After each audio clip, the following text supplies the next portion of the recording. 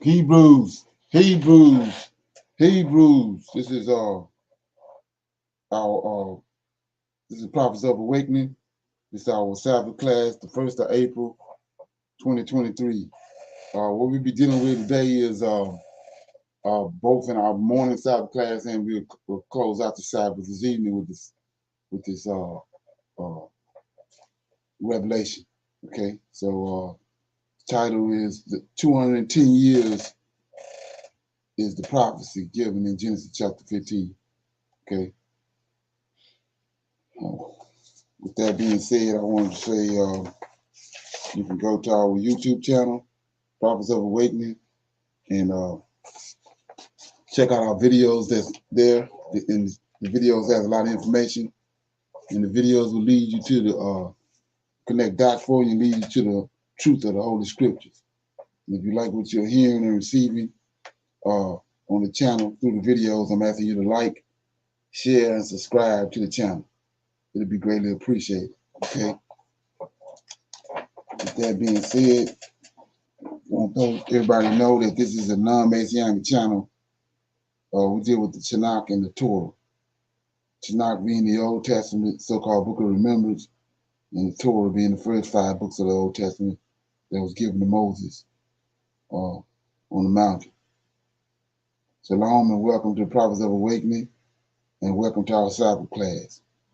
We're going to do our normal, which before we go into the lesson, and that's our moment of silence, Sabbath prayer. We're going to read the Psalms, do some current events, a little need-to-know information, and we'll open it up for some question and Q&A. Then we'll go into the class. Okay. So this moment of silence is for the Lord of hosts, and all that He's doing to bring about our prophesied deliverance from the land of our oppressors, our enemies. Okay. O Lord, I pray unto the Lord my God. We make our confessions, O Lord, the great and dreadful God, keeping covenant and mercy to them that love thee and to them that keep thy commandments.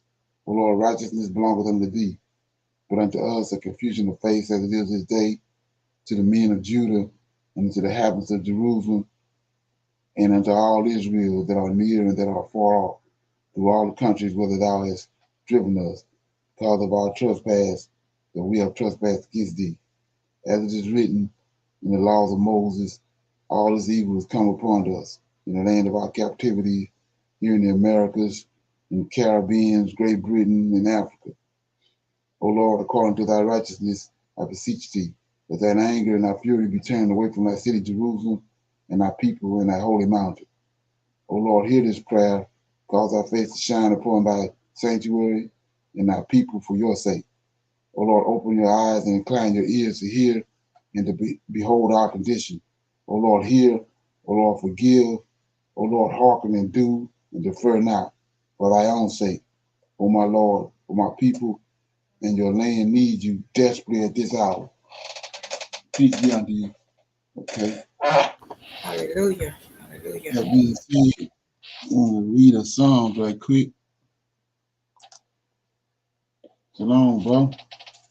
Shalom, fam. Okay.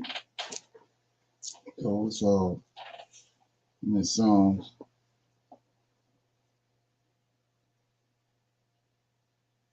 Okay, I'm gonna read Psalm 63. It's God satisfies a thirsty soul. It's a psalm of David when he was in the wilderness of Judah. Okay. O God, thou art my God. Early will I seek thee. My soul thirsteth for thee. My flesh longeth for thee in a dry and thirsty land where there is no water. To see thy power and thy glory, so as I have seen thee in the sanctuary, because thy loving kindness is better than life. My lips shall praise thee. Thus will I bless thee While I live, I will lift up my hands in thy name. My soul shall be satisfied as with marrow and fatness, and my mouth shall praise thee with joyful lips. When I remember thee upon my bed, and meditate on thee in thy night watches, because thou hast been my help. Therefore in the shadow of thy wings will I rejoice. My soul followeth hard after thee. Thy right hand upholdeth me. But those that seek my soul to destroy it shall go into the lower parts of the earth. They shall fall by the sword. They shall be a portion for foxes. But the king shall rejoice in God. Everyone that swears by him shall glory. But the mouth of them that speak lies shall be stopped. So that was Psalms 63. It says, God satisfied a thirsty soul. And it's a psalm of David. And when you rightly divide that, read that in the right way, it's about David's dealings with his God, Lord of hosts. He says in verse 5, my soul shall be satisfied as with marrow and in fatness, and my mouth shall praise thee with joyful lips. When I remember thee upon my bed and meditate on thee in thy night watches. So we're seeing that continuously all the time. You got the Lord of hosts on his mind. Okay? At night, during the day, at work, we continuously fixed on Lord of hosts. We see that played out in Psalms 119. Okay? So with that being said, we're gonna do some current events. Y'all gonna have to excuse me today. I got a serious answer. I've been searching out for the Most High for ever. So I ain't caught fire. All right, so here we go. It says, let me get it. Yeah, I'll play the first one.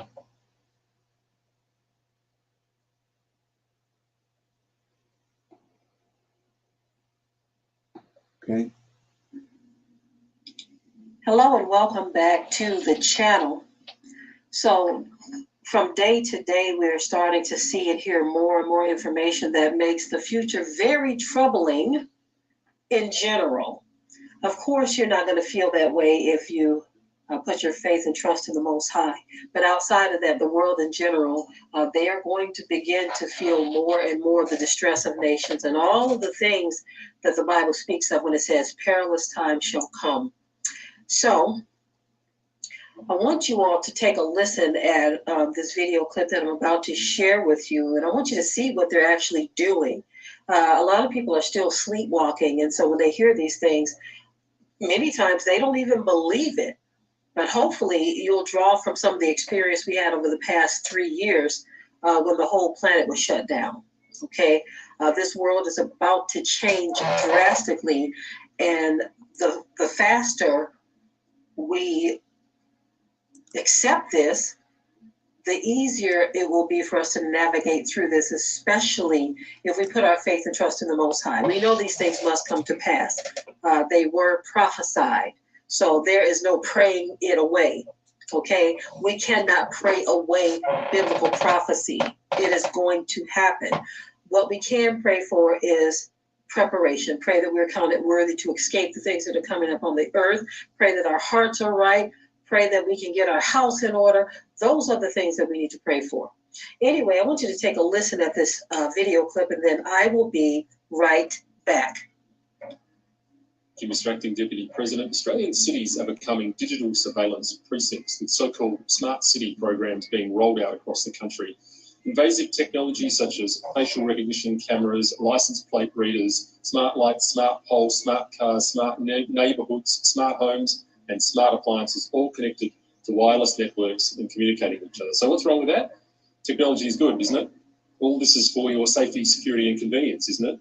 Well, let me tell you, your streets are spying on you, your mobile phone is spying on you, your cities are spying on you, and the infrastructure for future lockdowns is being put into place right now. Don't be fooled. You're being set up to be tracked through your movements and through the future of your digital wallets. By handing over your data, you're handing over the ability to monitor your behaviour, which will soon be turned into a social credit score. And once the central bank digital currencies are in place, you won't get to spend your money without approval. Digital ID will soon become a reality in Australia. Many other countries are already rolling these systems out, countries like Canada, Scotland, and many others. Eventually, you won't be able to access any government or public services. You won't be able to travel across borders or access healthcare or the internet without a digital ID. Think you won't comply?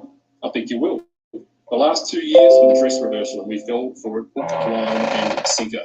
Australians are sleepwalking into this technocratic future. And while we're sitting around, scratching our chins, trying to work out whether this is really happening, Australia is drifting towards a dystopian digital future.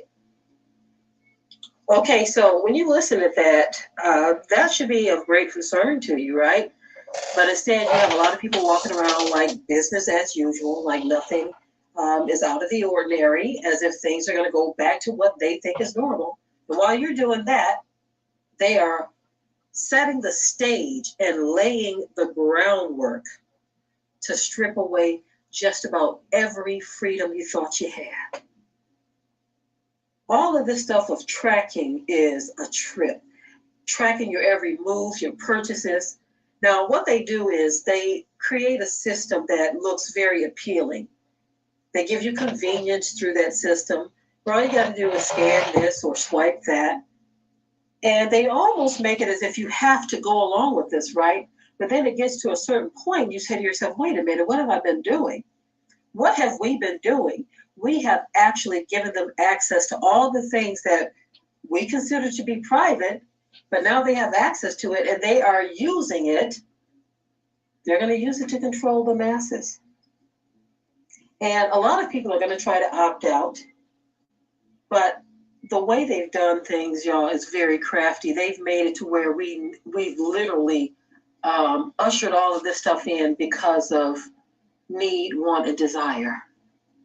I said need, want, and desire. So some things we do out of necessity. Some things are things we want. Some things are things we desire.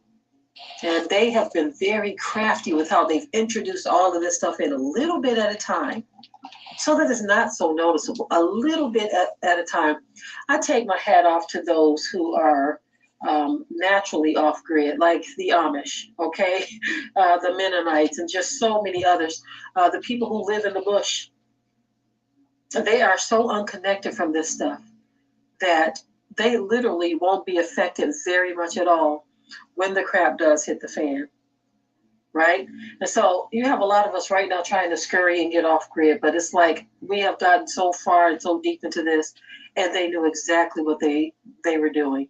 This is why I say that we should pray that we are counted worthy to escape the things that are coming up on this earth, because they've collected so much data, they've gotten so much information, they've done all of these things in the name of convenience, in the name of technology.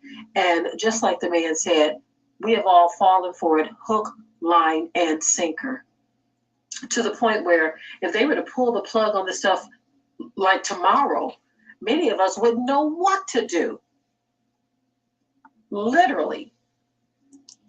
Because when you pull the plug on this whole system, all of the infrastructure falls or fails. That means the trucking system, the transportation of food and goods and merchandise, even getting fuel to the pump so that you can operate this, that, and the third, even getting fuel if you have a propane tank or your house is run off of gas, electric, all of this stuff is tied into one big system. And they are now creating the power to be able to tap you out of all of it with the push of a button. Okay. Any comments on that? Shalom, everyone. Again, Brother Leonard, like you've been speaking, we got to get prepared. I'm not saying don't trust in the Most High. Okay.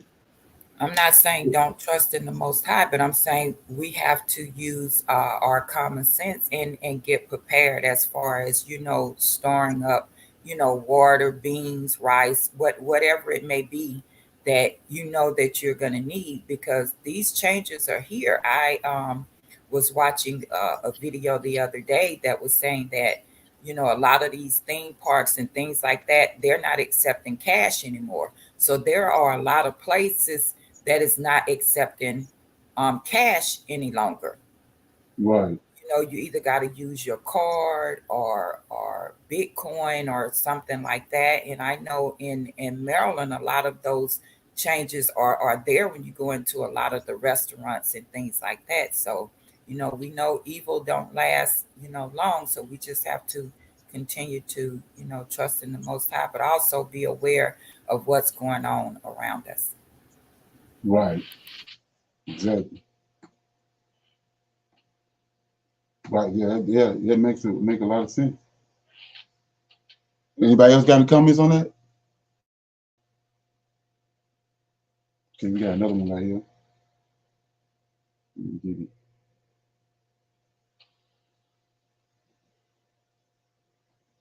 Hiding, starving, or worse, captured and put into camps for extermination.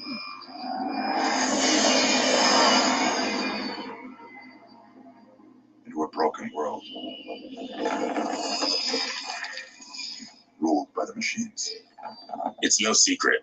Platforms like TikTok and Google know us better than our friends or family do. That's because these companies are collecting a huge amount of data as input for their AI algorithms. The problem is, AI can manipulate human behavior. Yes, manipulative marketing strategies have been around for a while, but when you combine them with AI algorithms, you can get a seemingly perfect framework that targets users more effectively, and it's harder to detect. Black people are constantly targeted for online disinformation. They are used as a tool to stir conflict related to the racial divide. In this video, we are going to talk about different problems posed by AI. First, how the AI designed to flag hate speech is actually increasing racial bias. Second, how AI puts out misinformation about Black people. And lastly, how AI bias caused 80% of Black mortgage applicants to be denied. So let's begin. It might sound cliche, but AI is transforming every aspect of our lives, at home and at work. AI can learn to identify vulnerabilities in human behavior and habits and use them to influence our decision making. Even if AI doesn't have human-like emotions, its capabilities are much more profound. AI plays a central role in online platforms. It is becoming, if not already, a key tool for shaping online information spaces. Thanks to AI, online platforms can now directly influence our thoughts, opinions, and expressions. This causes a number of problems, one of which is the reckless spread of disinformation. And while AI can be seen as a potential antidote, So notice what they're saying right here. Like I was saying, you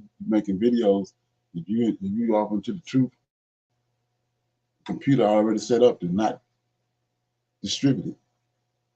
But the garbage and the lies, they getting all kind of people getting access to that. But the computer, itself, is against the truth.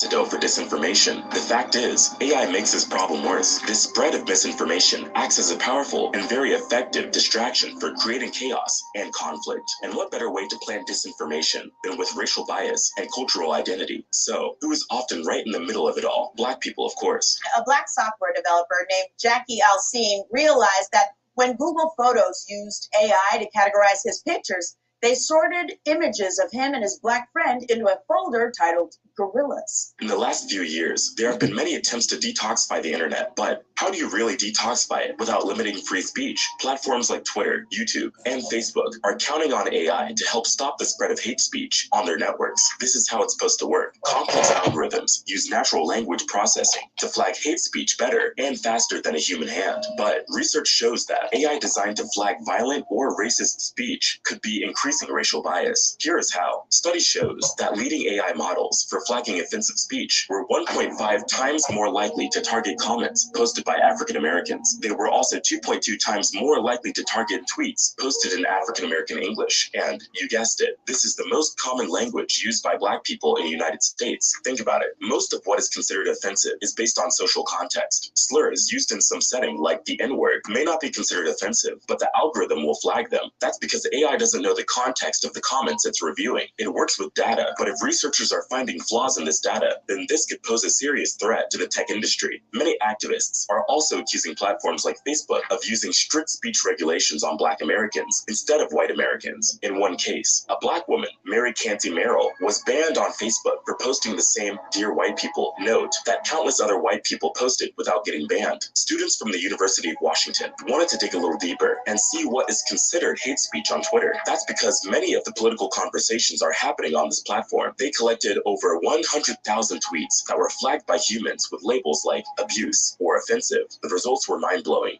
Tweets posted by the Black population were 1.5 times more likely to be considered offensive. Experts then used this data on larger scale models and found that these biases only increased. The students then decided to take on a different approach. My background is Cuban Chinese. Comments so far? That's crazy, man. I think I heard a little bit of something about that. Okay. Yeah, that's what I say. Everything, everything around, like when you understand about, I talked about it a little bit, when you understand about harps, all this stuff tied together. Harps, they say YouTube and all this TikTok, all this stuff tied to the Pentagon. They're part of a defense system. It's part of Homeland Security. Okay.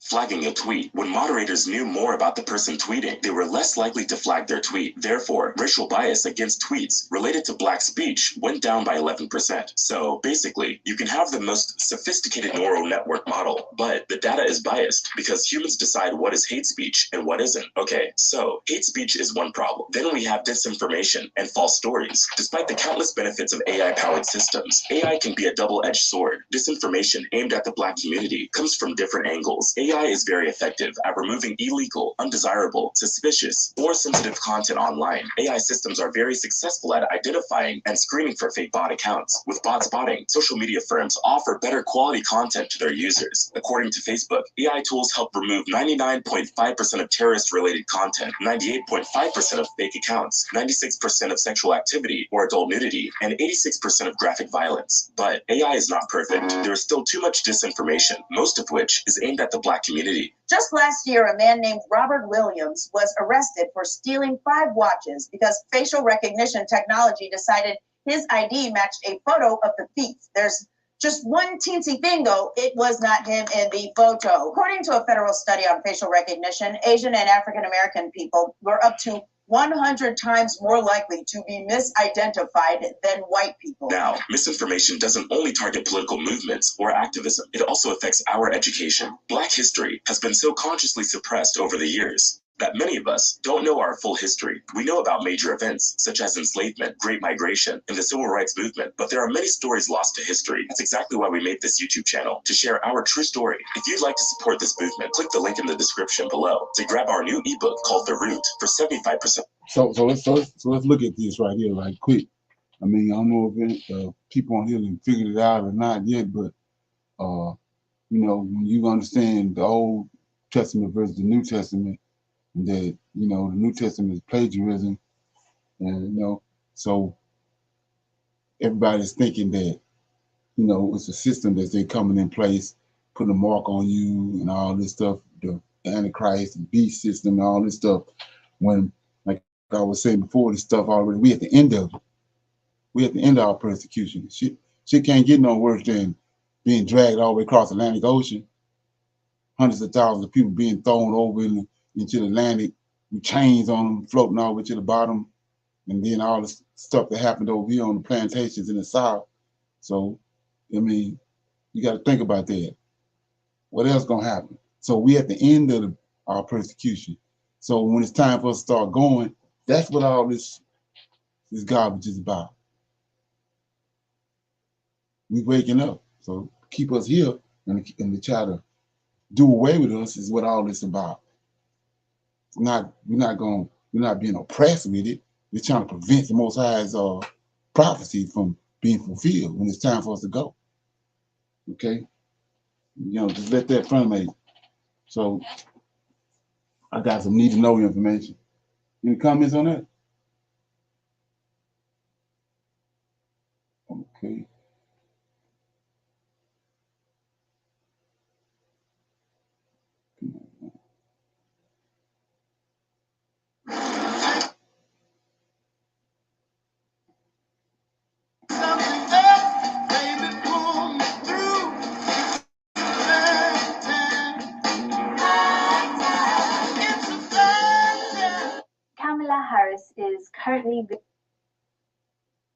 Excuse me.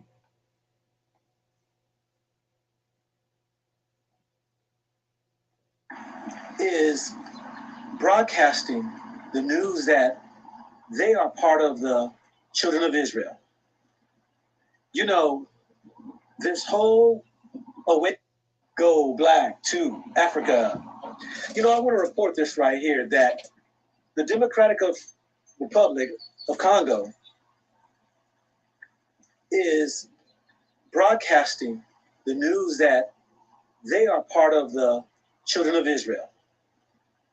You know, this whole awakening is happening to where people are digging into the ancient writings, the scrolls, the scriptures, and seeing that this whole makeup of the so that's what all this technology for, like you're talking about.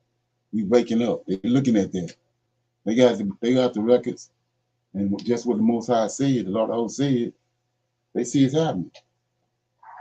Punishment towards a people that you find that were the children of Israel are relating to Africans.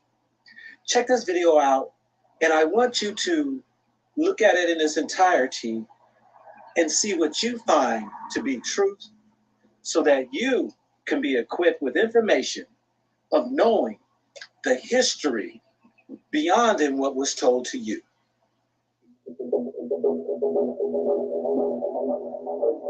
This happening in Congo.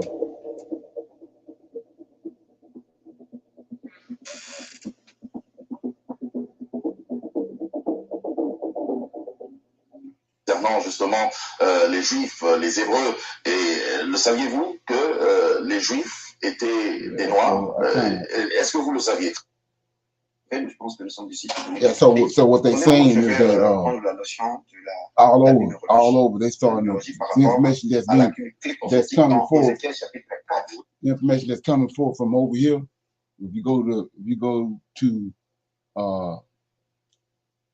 Zechariah chapter 12, you'll see that the Most High says He's gonna, in these latter days, dealing with the nation of Israel, He's gonna wake up Judah first. So Judah is over here in America. Judah is a leader. Judah comes first. So we woke up.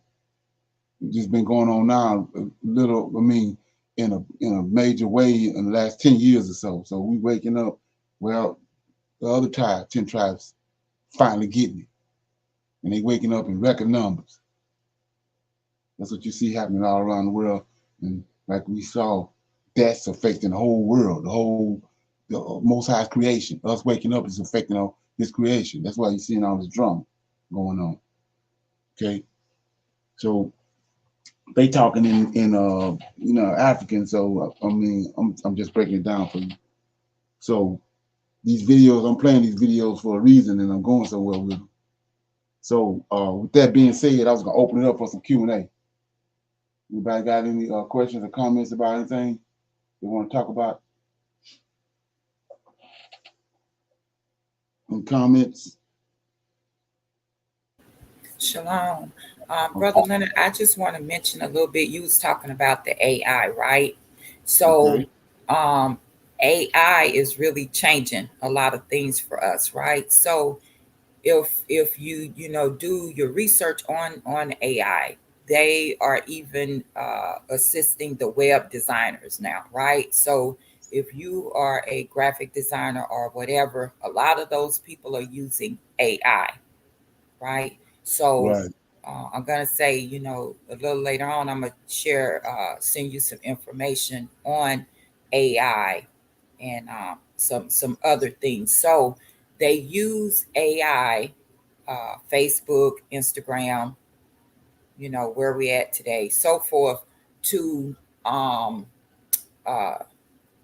look out for certain words being used, certain topics being discussed. They are removing the humans from those positions now. Okay. And using AI to detect that. Right. So that you are not popping up in the popular video list, shall I say, like everyone else.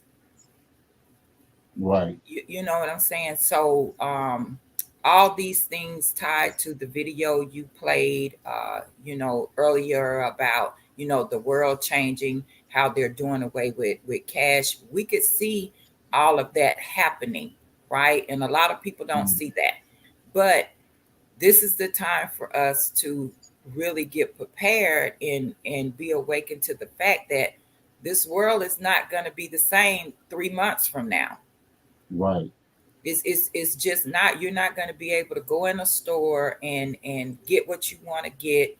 You can see that even the food in stores now is not being replenished as usual. You know what I'm saying? You go in Right. a store, Exactly. Walmart or a grocery store now, the shelves are not full. They are just pulling things to the front of the shelf to make it seem as though the shelves are full, but it's not. Right. Exactly. So Like you yeah, said, those are the everything is things. delusion. Right. Everything is Yes, sir. delusion. Everything Right. about life.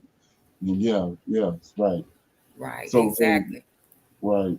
So the brother right here, Coffee, is saying that I think AI are those evil spirits that came from, through the giants. Yeah, you're right, because of how that works is, like I was saying before, on a few occasions, before coming into the understanding of who you are, and then like I was saying about how the human body works, supposed to work, when the Most High originally created Adam, and so these spirits are able to enter into you, into your mind, and when you getting crazy suggestions about doing things that you know ain't right, that's not you. It's something else is there. And then so if you've been living in the world for a long time, not trying to deal with the Most High's laws, not reading His Word, they get set up shop, and within you, you thinking it's you, part of you. These suggestions and things, your behavior. So just like it's able to enter into you, what they have around you, they're able to enter into you. That's why it says that Samuel, Lucifer, which is the same being, he's able to, he's the prince of the power of the air. So what is that? Frequencies, television and radios and all that. He's able to manipulate that. Like I say, words. You don't see words. Words is in another dimension. But you hear them, understand them, but you don't see it. That's why that's what these angels are, these spirits. They in the same dimension. And a lot of people not really dealing with that and understanding it. Right. Okay. So like I said before,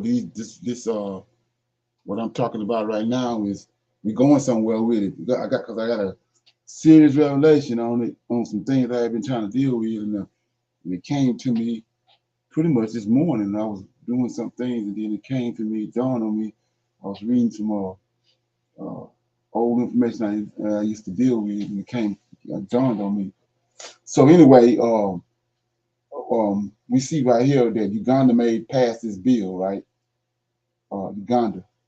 So first of all, it's a lot going on. Like I was saying, these people we being bombarded from all directions. There's a lot going on that America and all this over here, these geographical locations over here, is where the actual stuff we read in the Bible happened over here, not over there.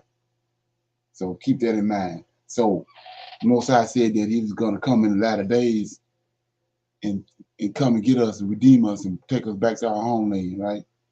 So all the things that we're going to read here in a minute is all happening in Africa, in the Middle East, and that region there.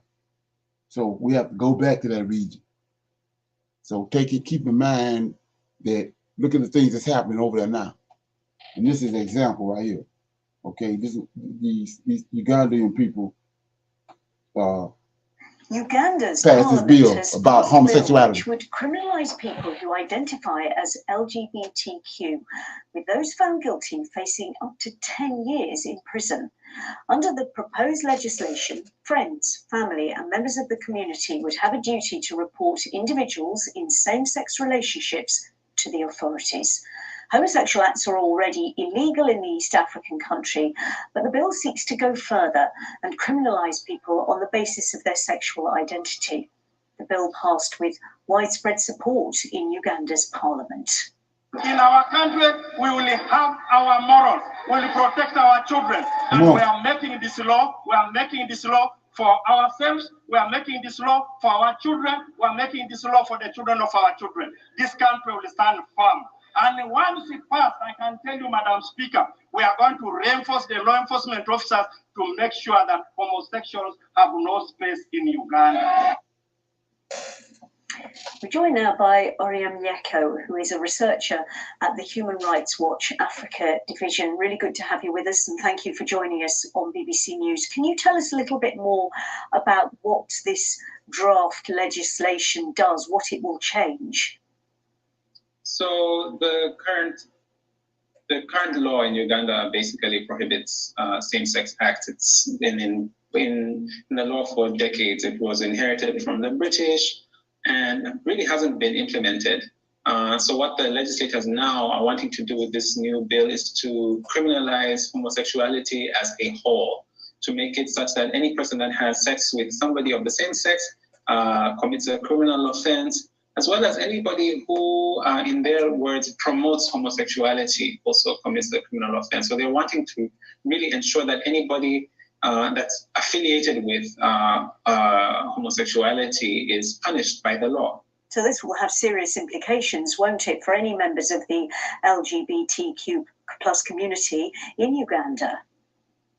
Certainly. I mean, the notion that somebody should go to prison because they've had consensual sex with somebody who is an adult is, can have, wide-ranging impacts.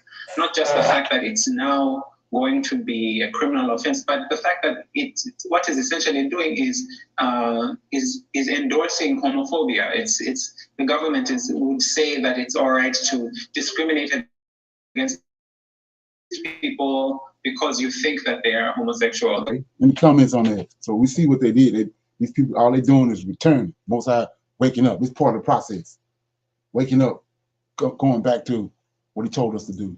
Like I said, he says he loved Jacob and he hated Esau. So why he loved Jacob? Judgment.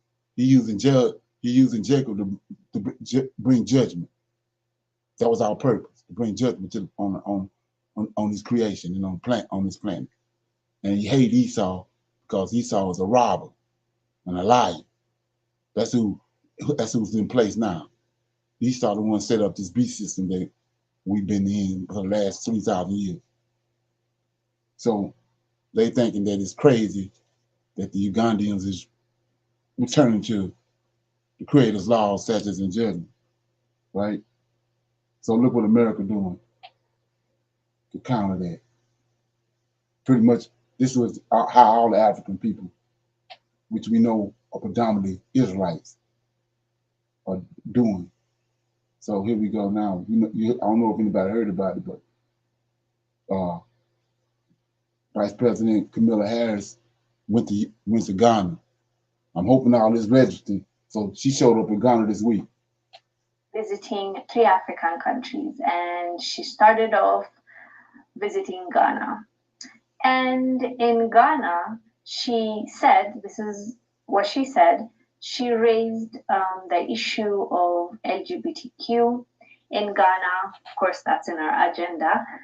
And secondly, she said US is going to give security aid to African countries. Kamala Harris said, quote, President Biden and I have made clear the United States is strengthening our partnership across the continent of Africa. To help address the threats of violent extremism and instability, today I am pleased to announce $100 million in support of Benin, Ghana, Guinea, Cote d'Ivoire, and Togo. That is. These are Israelite countries. This is where we came from. Benin, Ghana. So now she's over there trying to counter what the people in Uganda did. So what the hell you think they already on the ropes? This is the same thing the Pharaoh did. They coming up against the Creator and what he prophesied. Okay? Is in addition to $139 million in bilateral assistance that the United States intends to provide to Ghana in the fiscal year 2020. So let's look at that. So They in order to coerce these people to go along with this, they're coming up with dollars, fake ass dollars that they printed. Think about that. 24. Sounds good on paper when the US is promising millions of dollars to African countries to help with the security issues. But what does it come with? What is attached to this millions of dollars? We have seen it happen time and time again. Things don't change, but somehow this money is accepted by our leaders. What I find hard to understand is how are we saying that foreign troops on our land is not acceptable because they are not helping. If anything, they're making things worse. There's interference in our politics. When they give us money, they always demand something from us. We say all these things, but end up taking their money. I don't know when we will learn that this money is not free money. In the same breath, even Kamala Harris, the Vice President of the United States, said, after she talked about giving that money up and promising that money, she said, okay, let's talk about this rights and that rights. Like, it's obvious that they have something in mind when they're giving you money. Even if we forget about the agenda, the US didn't keep it a secret that they are trying to fight for Africa's attention, and they want to fight off China and Russia. They don't want the relationship between Africa and those nations. So they're trying to look good, basically, in comparison to those nations. So it's just mind-boggling at this point, because. Okay. So in the comments.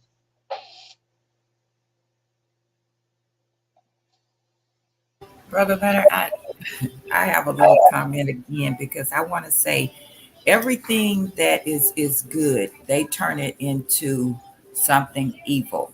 You know, the rainbow is a promise, right? It's a sign of a covenant, right? Genesis 9.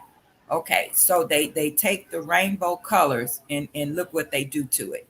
You know, and then they expect for they expect for everybody to be acceptable of that. That is abominable. Come on now. And you know, that is a sign of covenant. We know that.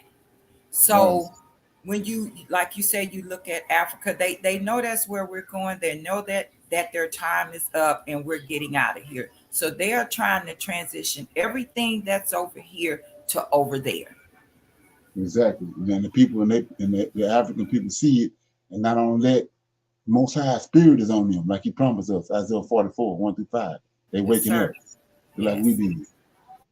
So look at some of the repercussions or reactions that these Africans are doing toward America.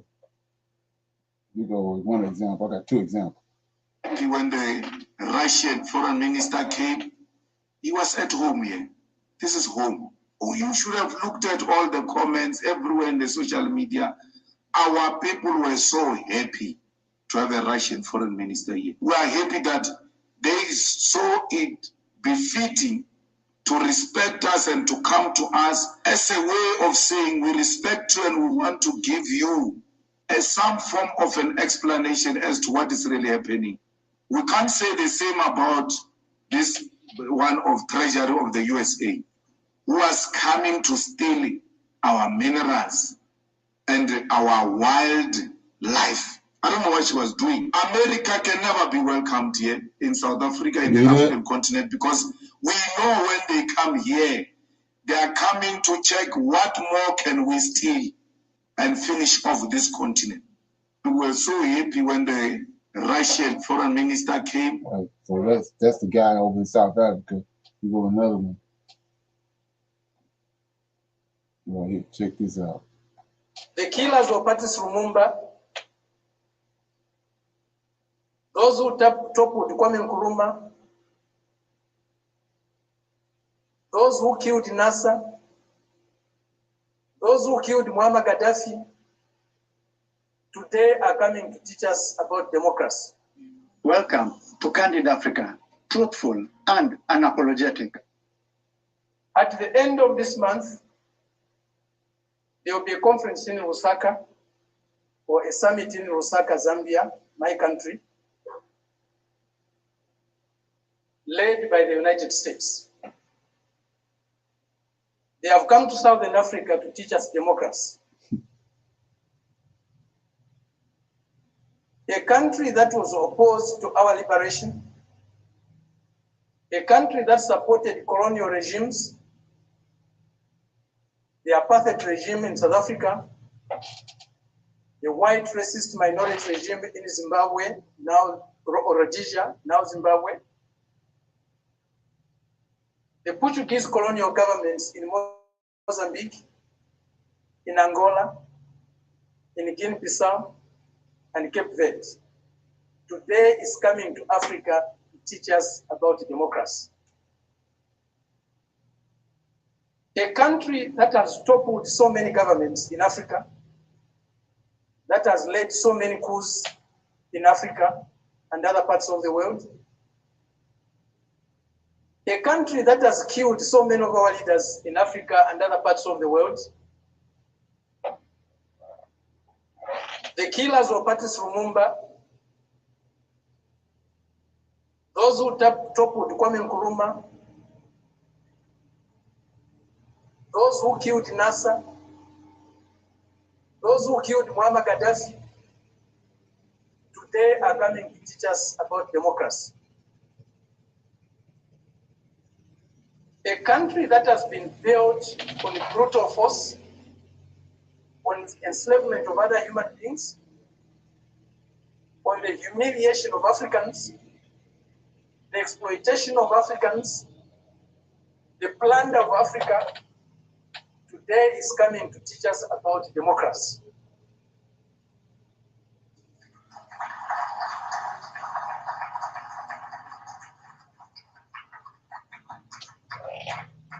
That's the arrogance, the imperialist arrogance, the racist arrogance that we are subjected to. We cannot have democracy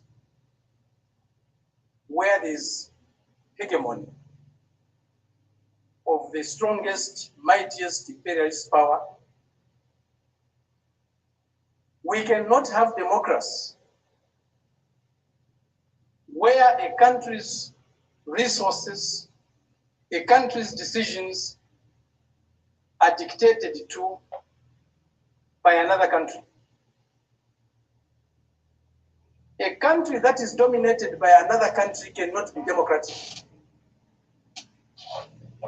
A country that lacks sovereignty cannot be democratic. A people that cannot decide for themselves cannot be democratic. A colony, a neo-colony cannot be democratic. That's why today, even at the United Nations, membership is on the basis of sovereignty. Only sovereign nations can be members of the United Nations, because only sovereign nations can decide for themselves. A colony cannot be a member of the United Nations. It's not by accident. It's not a mistake. If you have no respect for the dignity of others, if you have no respect for the sovereignty of other countries, you cannot claim to be a champion of democracy. Let us know if you... Okay, so any comments on that? Okay, so what we're looking at, what we just watched on this series of videos is that the tide is turning. And people that's over in Africa, specifically on the West Coast, which is Israelites, they are, you know, they're waking up. The Most High, they're returning. And they looking at these people for who they are.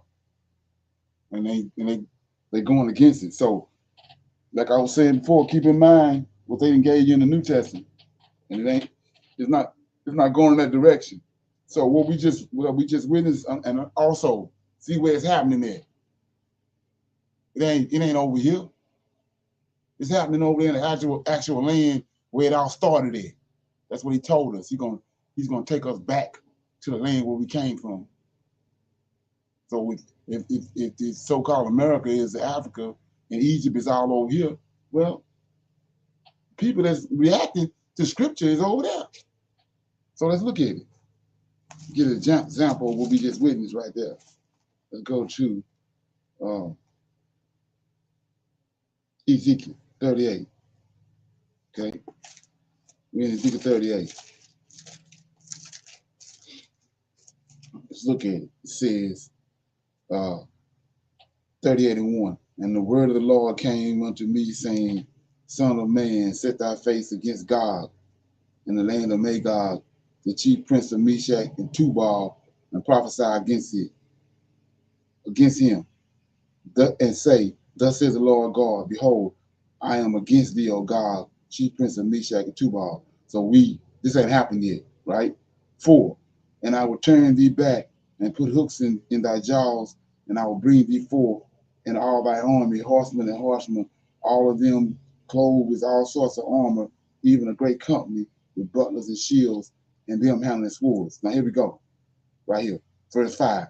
Persia, Ethiopia, Libya, with them, all of them handling shields, Gomer and all the bands, the house of Tamagog, North Quarters, and all the bands of many of them are with thee. That so all these places is over in Africa. That's what we're looking at right here. It ain't over here. So that was just a bug I wanted to put in here. You know, okay? So with that being said, any comments before we go into the lesson? So I'm gonna advise you right now to get you some water or whatever, some Kool-Aid or Starbucks, and a pen and pencil, because we're gonna go in.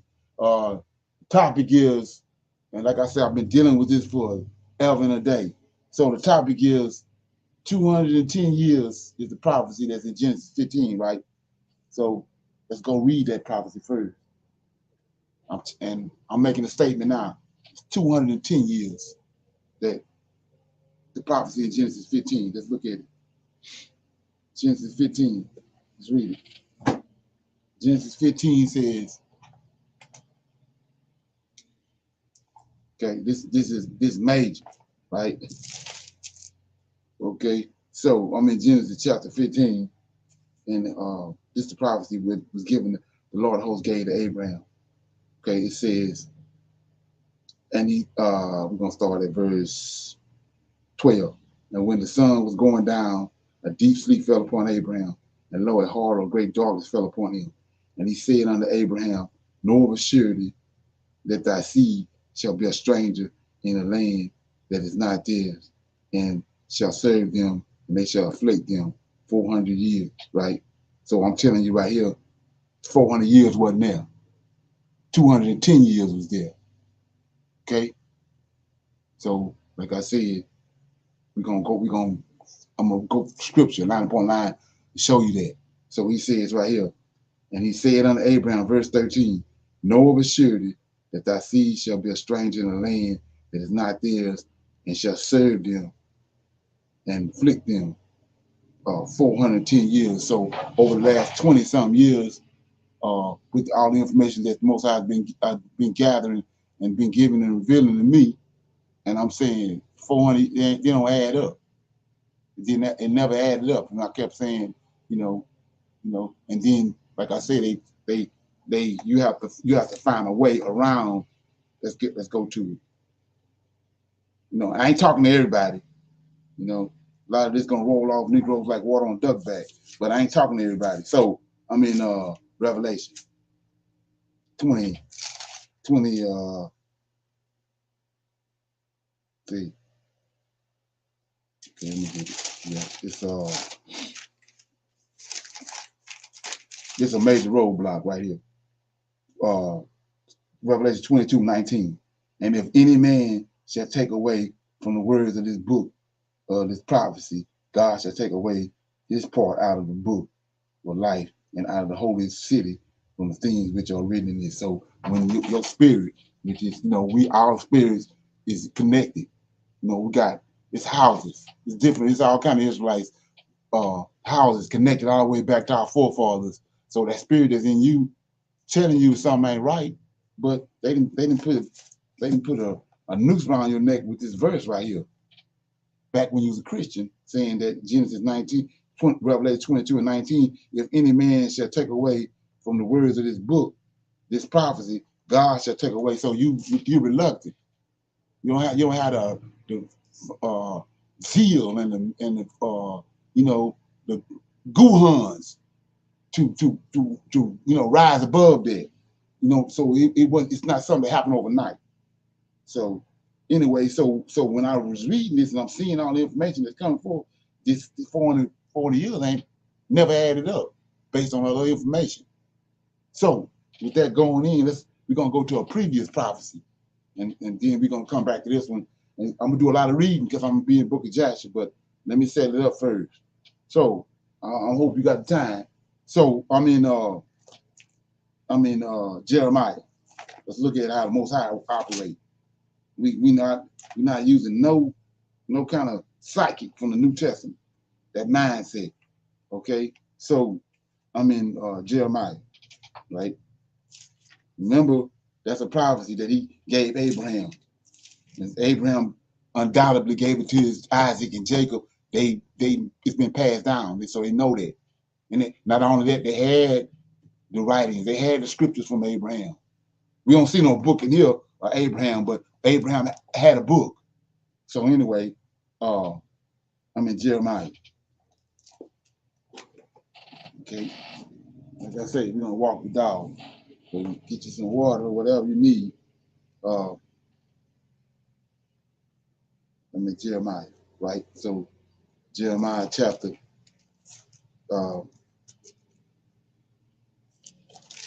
We gotta go to Daniel first.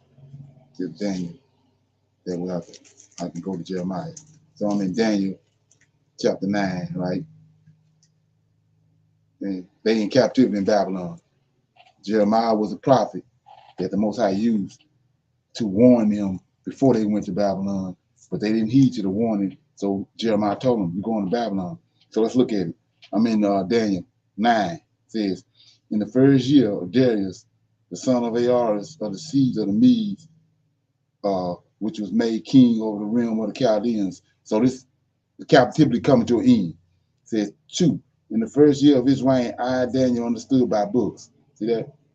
Our books, our forefathers' books. Right? Jeremiah, one of them. So he says, in the first year of his reign, I, Daniel, understood by books the number of years. See that? That's what we're trying to figure out right here. The number of years in Abraham prophecy. So it says, in the first year of his reign, I, Daniel, understood by books the number of years. Well, the word of the Lord. Not Jesus or not Paul, but the word of the Lord says, whether the word of the Lord came to Jeremiah the prophet, that he would accomplish 70 years in the desolation of Babylon. So Jeremiah was told by the angel of the Lord that they was going to be in Babylon for 70 years. That's the amount of years right here, the 70 years. So let's look at it. So when we go to, like I was saying before, in the book of Ezekiel, a lot of people don't understand that, but Ezekiel is in the captivity. So you got a starting point, and then you got a finishing point, right? So when right here in Daniel, just for the sake of information, Daniel is right at 69 years, and that's why Daniel is looking in his book, because he see it's close to the 70 years. They're right around 69 years, and not only that, in the first year of Darius, Chaldeans ain't there no more. The Chaldeans came and put them in captivity, but the Chaldeans not over them no more. So Daniel looking at it and saying, why are we still here? If, the Chaldeans ain't here. So that's why he went to the book. So they right around the time, the 70 years they had the time. That's why Daniel looked at this book, Jeremiah book, then he went to pray in verse 3, 9 and 3. And I set my face unto the Lord God, that's who gave the prophecy, to seek by prayer and supplication with fasting and ashes. So we want to know, when the time is, what Jeremiah gave him. So go to Ezekiel, right? Chapter 1, verse 1. And like I said, you know, the Christian, he don't know this, and he ain't been exposed to it. And a lot of Christian Hebrew Israelites ain't been exposed to it, but you're gonna get exposed to it today. So I mean, Ezekiel chapter 1, right? So we trying to see if our forefathers was tracking this prophecy, right? Was they keeping up with the years? So let's go to Ezekiel chapter 1, verse 1. So this Ezekiel in the captivity, which a lot of people don't know, but we're gonna see it right here. Now, Ezekiel it was 3 excursions that the Chaldeans, Nebuchadnezzar came to Israel. He got 3 different times he came and got Israelites, took them to Babylon. So it says, so when did it start? The 70 years that Jeremiah was talking about, right here, chapter 1 of Ezekiel. Now, it came to pass. It's saying that because it's dealing with the prophecy. It came to pass, the prophecy of Jeremiah, in the 13th year, in the 4th month, in the 5th day of the month, as I was among the captives by the river Chabar, that the heavens were open, and I saw a vision of God. Now here you go. They track it right here. But like I say, who knows this? Verse 2, in the 5th day of the month, which was the 5th year of King Jehoiakim's captivity. There it is. 5 years passed since it started. In the 5th day of the month, which is the 5th year of King Jehoiakim's captivity. So that's 5 years. That's where the count started at, right here. The word of the Lord came expressly unto Ezekiel the priest, the son of Buzi, in the land of Chaldeans by the river Chabar, and the hand of the Lord was upon him. So Ezekiel keeping track. He know right here. If he keeping it, then all these, specifically the Levites, they keeping track of that 70 years. That's what Jeremiah, he's a prophet. And he telling you the 69 years, he had 69 years right here, they had 5. So let's go to 2 Kings.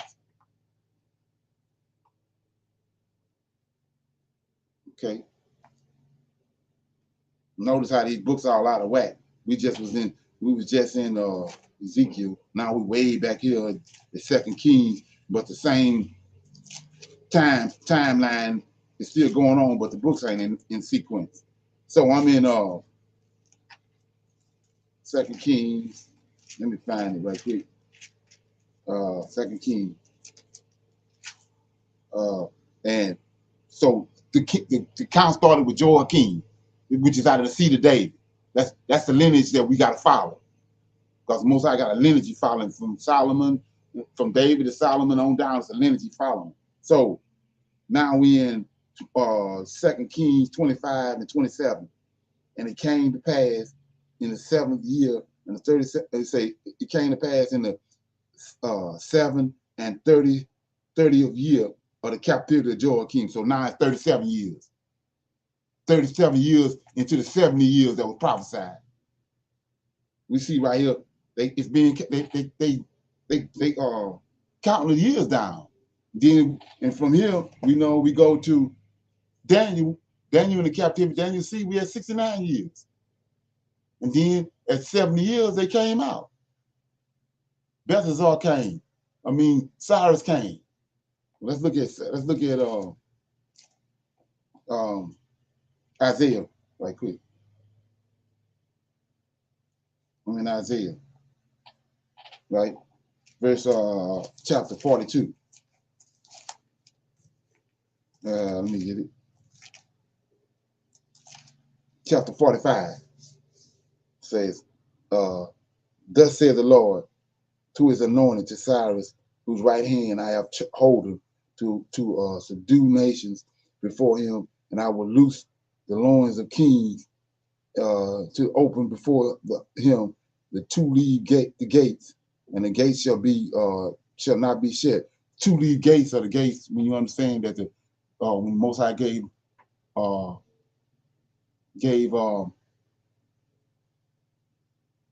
David and Solomon them the blueprint to build a temple, the gates got leaves on them. 2-leaved gates. That's what he's talking about right here. To open the 2-leaved gates, and the gates shall not be shut. And I will go before thee and make the crooked places straight, and I will break in pieces the gates of the brass and cut asunder the bars of iron, and I will give thee treasures of darkness and the hidden riches of secret places, that thou mayest know that I, the Lord, which call thee by thy name, am the God of Israel. For Jacob my servant's sake, see that? This is why he called him Cyrus. For Jacob my servant's sake, and Israel my elect, I have even called thee by thy name. I have surnamed thee, though thou hast not known me. I am the Lord, and there is none else. There is no God beside me. I girded thee, though thou hast not known me, that they may know from the rising of the sun and from the west that there is none beside me. I am the Lord, and I am the Lord, and there is none else. I form the light. I create the darkness. I make peace. I create evil. I, the Lord, do all these things. So we see right here, he called Cyrus. He told Isaiah way back here that Cyrus is going to be the one to come and deliver the Israelites out of Babylon. So we see right here at 69 years that Cyrus showed up. Let's look at it. Then we'll move on. I'm in Ezra. Like I say, these books way out of whack. So I'm in Ezra chapter 1. Now in the first year of Cyrus, we already seen it was prophesied by Isaiah way back here in chapter 45. Now in the first year of Cyrus, king of Persia, that the word of the Lord by the mouth of Jeremiah might be fulfilled. See that? Jeremiah might be fulfilled, that the Lord stirred up the spirit of Cyrus, king of Persia, that he made a proclamation throughout all his kingdom, put it in writing, saying, thus says Cyrus, king of Persia, the Lord God of heaven, the Lord God of heaven, have given me all the kingdoms of the earth, and he have charged me to build him a house in Jerusalem, which is in Judea. Who is there among you of all his people? His God be with him. Let him go up to Jerusalem, which is in Judea, build the house of the Lord God that's in Israel. He is God, which is in Jerusalem. So he's telling you right here, 70 years up, Cyrus has showed up. So we see line upon line, precept upon precept, it's right here in the book. They following 70 years. And then at the end of the 70 years, Cyrus shows up and delivers him. So I just read over here in Genesis chapter 15. I'm going to read it again. So we're in Genesis 15. Most High says, starting at verse 12, when the sun was going down, a deep sleep fell upon Abraham, and lo, a horror of great darkness.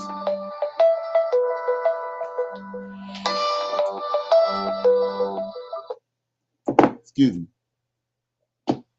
So it says 12, and when the sun was going down, a deep sleep fell upon Abraham, and lo, a horror of great darkness fell upon him. And he said unto Abraham, know of a surety that thy seed shall be a stranger. Look at this. Thy seed shall be a stranger in a land that is not theirs, and shall serve them. And so all these things supposed to happen. And they shall afflict them 400 years. And also that nation whom they shall serve will I judge. And afterwards shall they come out with great substance. And then he said, and thou shalt go to thy fathers in peace, and thou shalt be buried in a good old age. So then 16, but in the fourth generation, they shall come hither again, for the iniquity of the Amorites is not yet full. So we're going to look at all these ands. I'm going to go ahead and deal with the first one right here in 15. He's talking to Abraham, and thou shalt go to thy fathers in peace, and thou shalt be buried in a good old age. That happened. Abraham died, went to his fathers. So we already dealt with that one. So let's go and look at this and see if we can't track it the same way that we just tracked the 70 years. Okay, so like I was saying before, it's a reason why the book of Jasher ain't in here, right? So we're gonna pick it up. Like I said, get ready for the ride. I'm gonna start in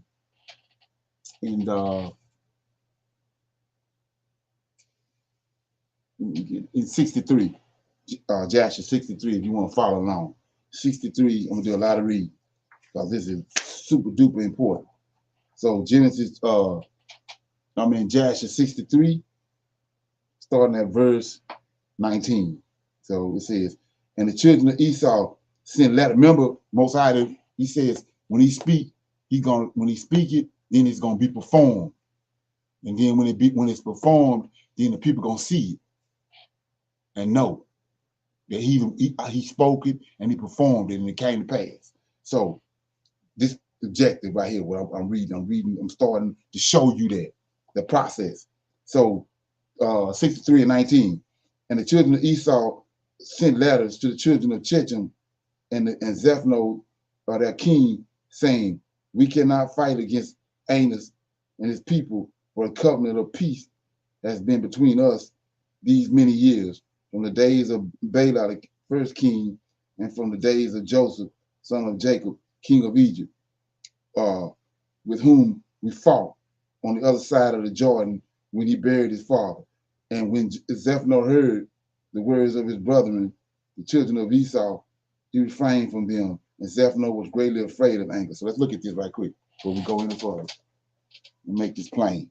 So let's go see who Zephno is. I'm in the King James, Genesis chapter 36, right quick. Make this plain. So if Esau ain't ruling the world, if Jacob ain't ruling the world, Esau ruling the world. So I'm in Genesis chapter 36. Okay, and I'm down here verse, this is the lineage.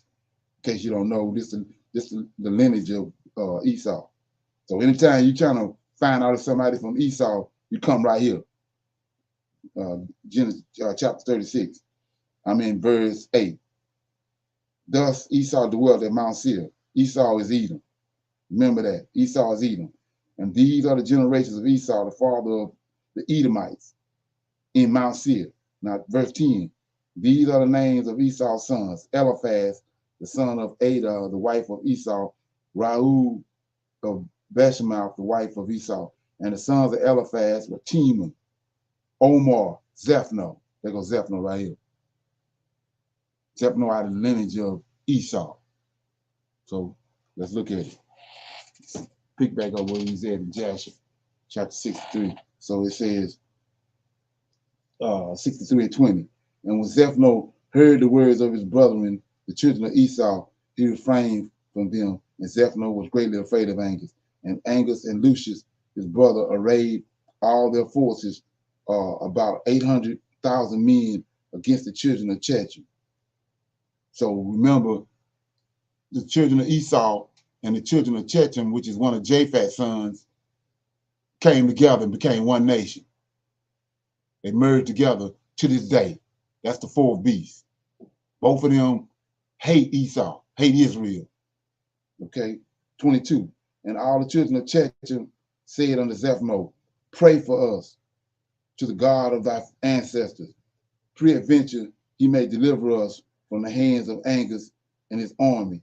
For we have heard that he is a great God and that he delivers all who trust in him. So let's go back. Let's look at see who this God is that the children of Chechem is asking Esau to pray, Zephno to pray to. So it says 22, all the children of Chechem said unto Zephno, pray for us to the God of thy ancestors. Well, where did Esau come from? Where did Zephno come from? Abraham. Talking about the same God. Abraham had Isaac, Isaac had Jacob and Esau. So Zephno got the understanding from the same thing that Jacob got. He had the same understanding. They got it from Abraham, Isaac, and Jacob. Okay? They got it from Abraham and Isaac. So let's keep going. And all the children of Chechem said unto Zephno, pray for us to the God of thy ancestors. Peradventure he may deliver us from the hands of Angus and his army. For we have heard that he is a great God and that he delivers all who trust in him. And Zephno heard their words, and Zephno sought the Lord. So Zephno, this is out of Esau, sought the Lord of hosts, right? That's what it's telling you. And said, O Lord God, this is the Lord God of Abraham and Isaac, my ancestors, this day I know that thou art true God, and all the gods of the nations are vain and useless. So he understands that. Remember now this day unto me thy covenant with Abraham, our father, which our ancestors related unto us. to do graciously with me this day for the sake of Abraham and Isaac, our fathers, and save me and the children of Chechem from the hands of the king of Africa who comes against us. So all these, notice that these Canaanites, let's look at it. We're going to make this plain. We're going to look at what predicament they're in. I'm in Genesis chapter, Genesis chapter 10. Not 10, but yeah, Genesis chapter 10. Let's look at it right quick so you can get a picture. Like I said, you can write this down. So Genesis chapter 15, verse 13, this Ham descended. And I showed you that Mizraim is a giant. So from 13 to 20, these are giants. Notice when the Most High gave the land Canaan to Abraham, he gave him those 7 nations, the giants. So all these giants right here, all these different nations, they surrounded Zephno, the Edomites, and they surrounded Chechem. So that's why he's praying, because he's in a pickle. So we're gonna see the number of them right here. So it says 25, Jasher 63:25.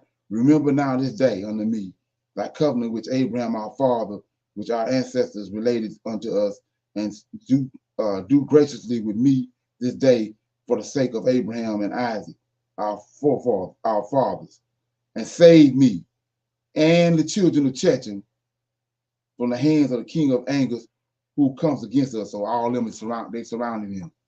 And the Lord hearkened to the voice, Lord of hosts, hearkened to the voice of Zephno, and he had regard for him on account. See, it's the only reason.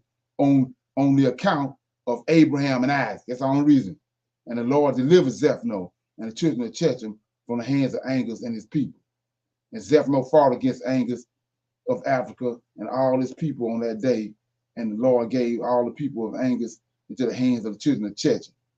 And the battle was severe upon Angus. I might be pronouncing this word right. And Zephno smote all the men of Angus and Lucas his brother with the edge of a sword, and there fell from them until the evening that day about 400,000 men. See the number?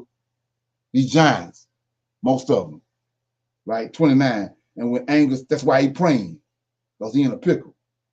29. And when Angus saw that all his men perished, he sent a letter to all the inhabitants of Africa to come and help him. More people. He went and got more and assisted him in the battle. And he wrote in letters saying, all who are found in Africa, let them come up to me, or from 10 years old and upward, and let them all come unto me. And behold, if he comes not, he shall die. And all he has, which his whole household, the king will take. And the rest of the inhabitants of Africa were terrified at the words of Angus. And there went out of the city about 300,000 men and boys. So this 300,000 more from 10 years upward, and they came to Angus. And at the end of 10 days, Angus renewed the battle against Zephno and the children of Chechem, and the battle was very great and strong between them. And from the army of Angus and Lucas, Zephno sent many of the wounded unto his hands, and about 2,000 men. Sephar, the captain of the host of Angus, fell in that battle. And when Sustar had fallen, the Africans' troops turned their backs to flee, and they fled. And Angus and Lucius and his brothers were with them. And Zephno and the children of Chechem pursued them, and they smote them till still heavily on the road, about 200 men. And they pursued Azarbu, the son of Angus, who had fell with his father, and they smote 20 of his men in the road. And Azarbu escaped from the children of Chechem, and they did not slay him. And Angus and Lucius and his brother fell with the rest of their men, and they escaped and came into Africa with terror and consternation. And Angus feared all the days lest Zephno, the son of Eliphaz, should go to war with him. So Lord of hosts came and used Zephno and freed Chechem, the Romans, which is the 4 beasts, and Esau, from this dilemma that they was in. And so they did such a terrifying job on him, he never came back to deal with them no more. So I'm in chapter 64. We're going somewhere, right? So it says, and Balaam, the son of Peor, was at that time with Angus in battle. So who was this Balaam? We didn't talk about it. Balaam is the one that he got to the king of Ammon got to curse Israel when they was coming out of the land when they was coming out of Egypt. It's the same Balaam. So he was there in this situation right here. He was there. So it says, Balaam, the son of Peor, was at that time with Angus in battle. And when he saw that Zephano prevailed over Angus, he fled from there and came to Chechem. See, so he jumped sides, right? Then it says, and Zephano and the children of Chechem received him with great honor, for Zephano knew Balaam's wisdom. See that? Balaam's wisdom. And Zephano gave unto Balaam many gifts, and he remained with him. And then when Zephano had returned from war, he commanded all the children of Chechem to be numbered, who had gone into battle with him, and behold, no one was missed. And Zephano rejoiced at this thing, and he renewed his kingdom, and he made a feast to all his subjects. Now watch this right here. Like I say, we're going somewhere. So it says, but Zephano remembered not the Lord, and considered not that the Lord had helped him in battle, and that he had delivered him and his people from the hands of the king of Africa, but still walked in the ways of the children of Chechem and the wicked children of Esau, to serve other gods which his brethren, the children of Esau, had taught him. It is therefore said, from wickedness goes wickedness. Notice that. Esau and the children of Japhet, the children of Chechem, are wicked. See that? From wickedness goes forth wickedness. Right? Anyway, verse 6, chapter 64. And Zephano reigned over all the children of Chechem securely, but knew not. Keep in mind, we dealing with this prophecy in Genesis chapter 15. But knew not the Lord, who had delivered him and all his people from the hands of the king of Africa. And the troops of Africa came no more to Chechem to plunder as usual, for they knew of the power of Zephano, who had smitten them all at the edge of a sword. So Angus was afraid of Zephano, the son of Eliphaz, and of the children of Chechem all his days. So they're not aware that this Lord of hosts behind this. So they actually afraid of the God of Israel, because he the one done it. 7, at that time when Zephano had returned from war, and when Zephano had seen how he prevailed over all the people of Africa. Check this out. Now watch this. He had prevailed over all the people of Africa and had smitten them in battle at the edge of a sword. When then Zephano advised with the children of Chechem to go to Egypt to fight against the sons of Jacob and with the Pharaoh of Egypt. So look at that. The God of Israel just delivered him out of a pickle.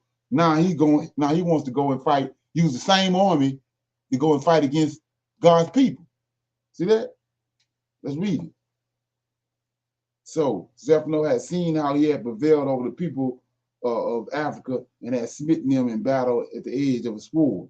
Then Zephano advised with the children of Chechem to go to Egypt to fight against the sons of Jacob and with the Pharaoh, king of Egypt. For Zephano heard that the mighty men of Egypt were dead, and that Joseph and his brethren, the sons of Jacob, were dead, and that all their children, the children of Israel, remained in Egypt. Right? And so let's look at it. Let's look at these ands. This is right here.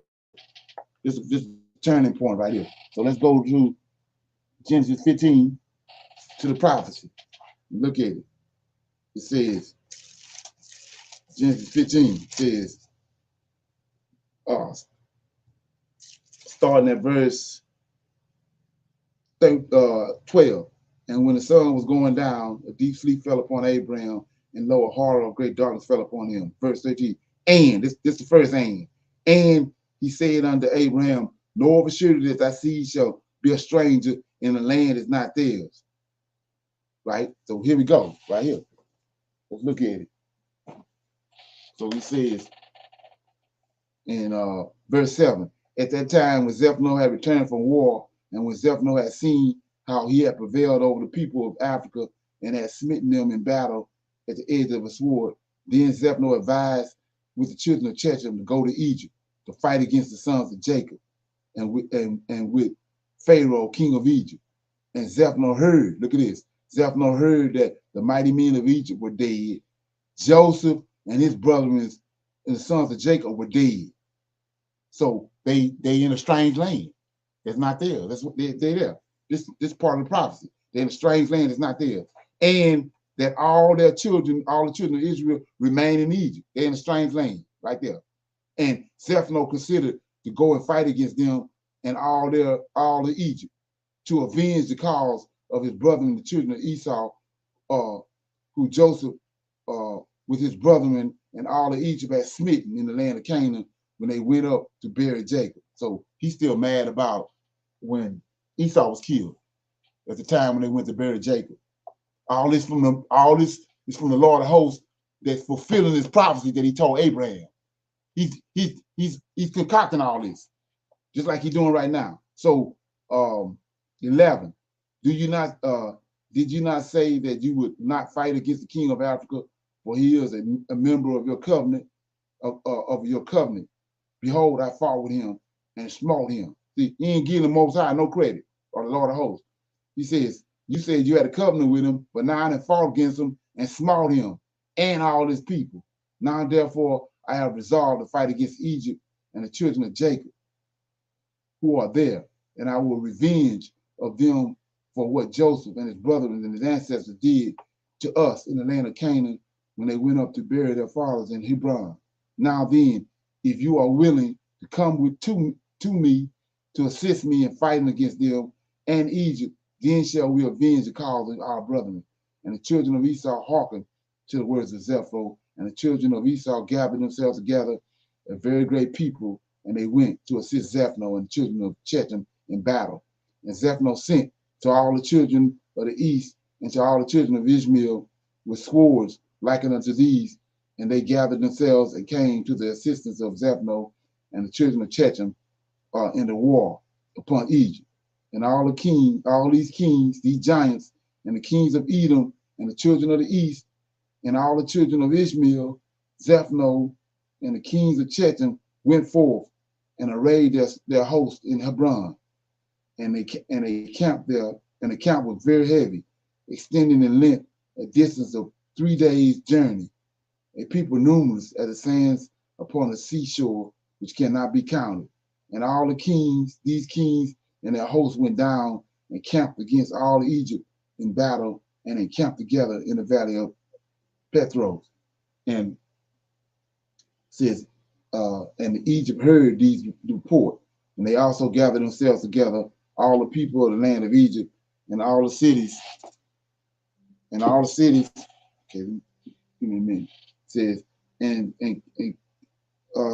all Egypt heard their report, and they also gathered themselves together, all the people of the land of Egypt, and all the cities belonging to Egypt, about 300,000 men.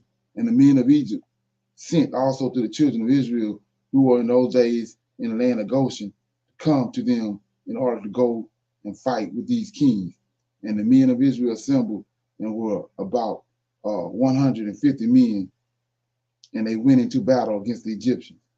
And the men of Israel and Egypt went forth, about 300,000 men and 150 men and 150 men, and they went toward these kings to battle, and they placed themselves from without the land of Goshen, opposite of Petros. And the Egyptians believed not in Israel to go with them in their camps together for battle. For all the Egyptians said, perhaps the children of Israel would deliver us into the hands of the children of Esau and Ishmael, for they are their brethren. So go back to Isaiah, to Psalms 83. The people that conspired against us was our brethren.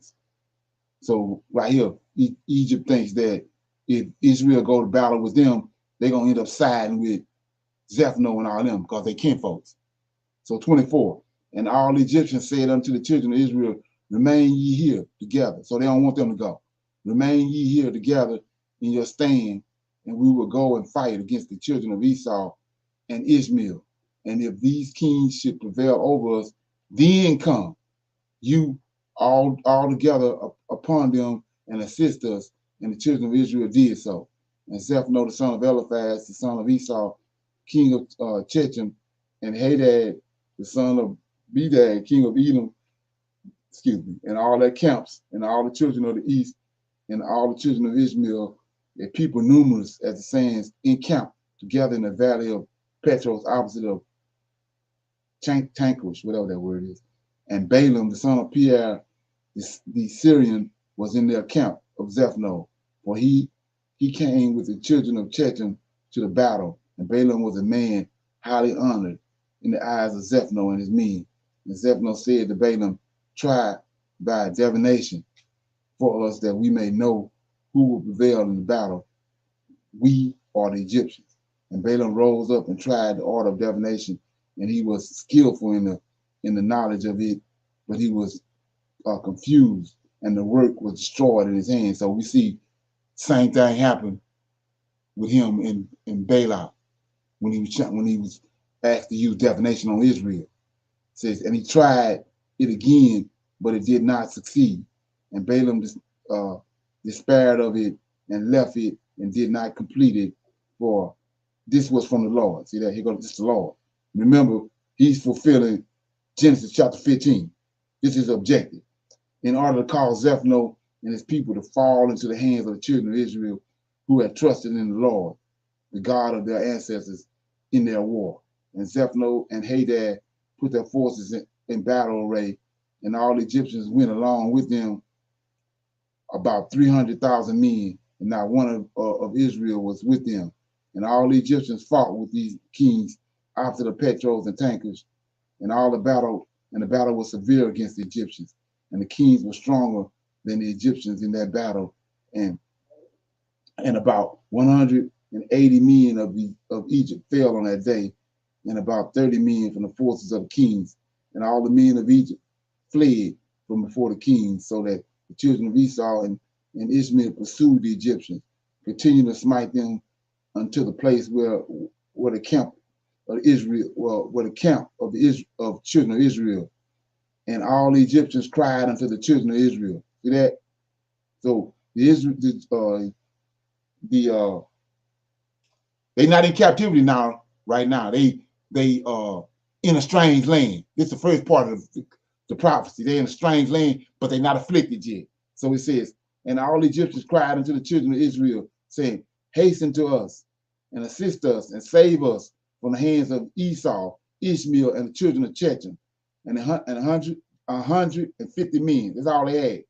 150 men of the children of Israel ran from their station to the camp of these kings, and the children of Israel cried unto the Lord their God to deliver them. And the Lord hearkened unto Israel, and the Lord gave all the men of the kings into their hands, and the children of Israel fought against these kings, and the children of Israel smote about 4,000 of the king's men. And the Lord threw a great consternation in the camp of the kings, so that the fear of the children of Israel fell upon them. So we turned them in against each other.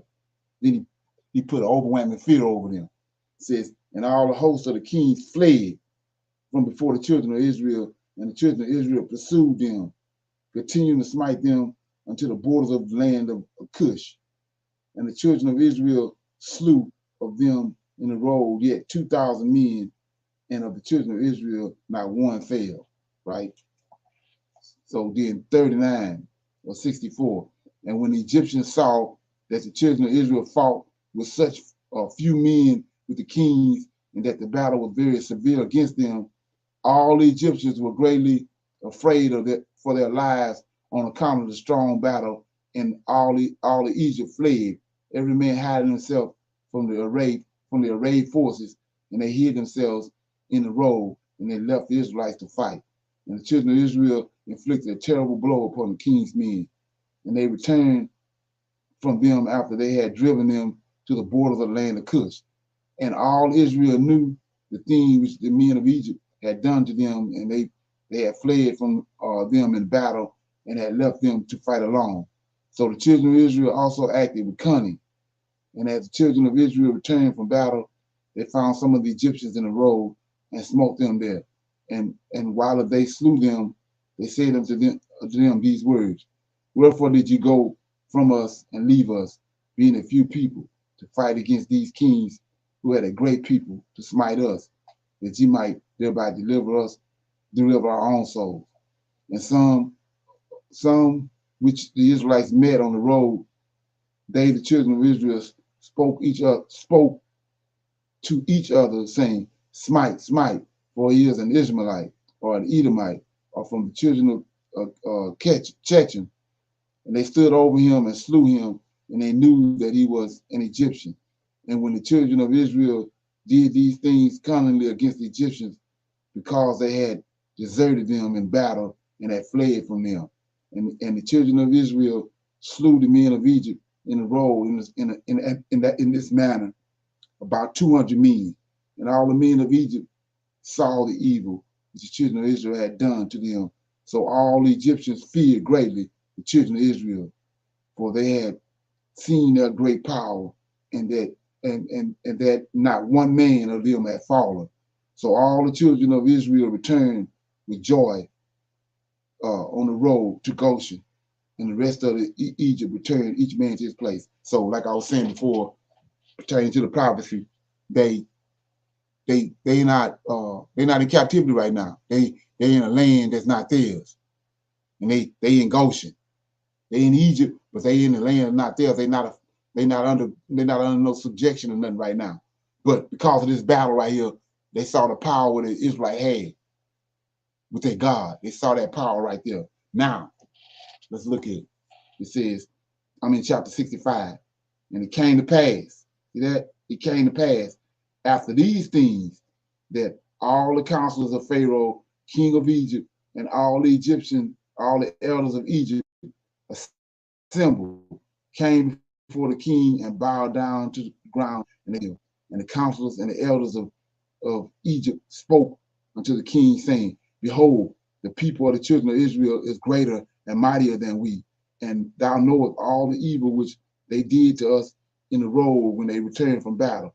And thou hast also seen their strong power, for this power is unto them from their fathers. But a few men stood against a people numerous as the sands, and smote them at the edge of a sword, and of themselves not one was fallen.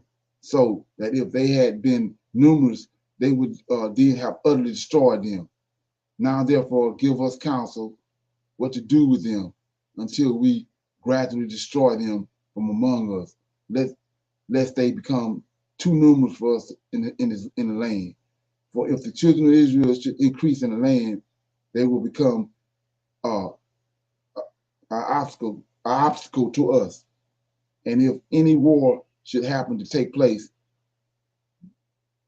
they, with their great strength, will join our enemies against us, fight against us, destroy us from the land, and go away from us, right? So the king answered the elders of Egypt and said unto them, this is the plan advised against Israel, for which we will not depart. Behold, in the land of Python and Ramesses, cities unfortified against battle, it is behooves you and us to build them and to fortify them. Now therefore go you also and act cunningly toward them, and proclaim a voice in Egypt and in Goshen at the command of the king, saying, all ye men of Egypt, Goshen, Pathros, and all the inhabitants, the king has commanded us to build Pathon and Ramesses, and to fortify them for battle. Who among you of all Egypt, of the children of Israel, and of all the inhabitants of the cities, are willing to build with us? So they're being cunning, right? So they want to trick them. Shall each have his wages given? See, they say they're going to pay him.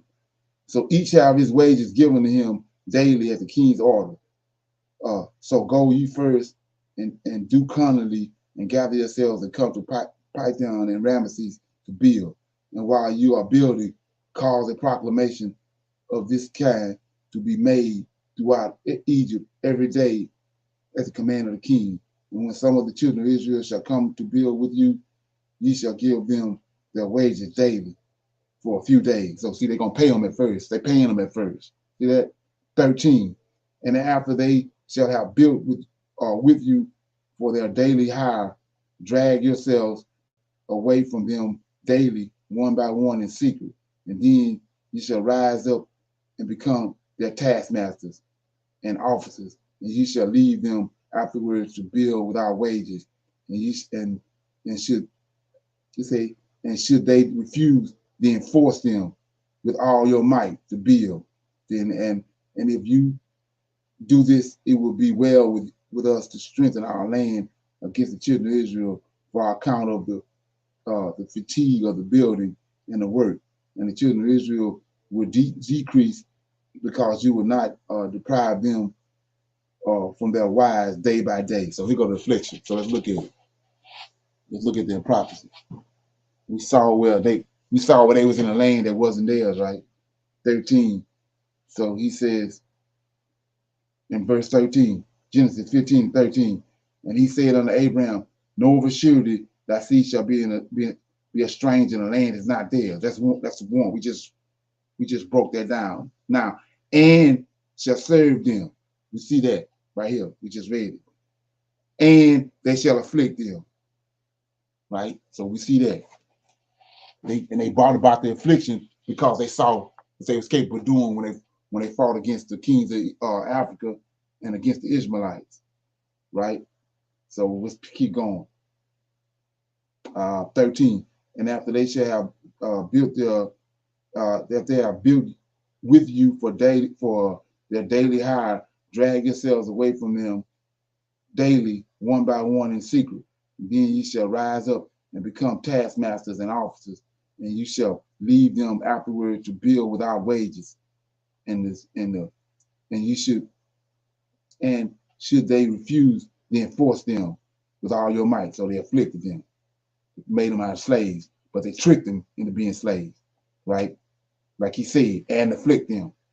14. And if you do this, okay, I read that. And all the elders of Egypt heard the counsel of the king, and the counsel seemed good in their eyes and in the eyes of their servants of Pharaoh and the eyes of Egypt. And they did according to the word of the king. And all the servants went away from the king, and they caused a proclamation to be made in all Egypt, in Tankish and in Goshen, and in all the cities which surrounded Egypt, saying, ye have seen what the children of Esau and Ishmael did unto us, who came to war against us and wished to destroy us.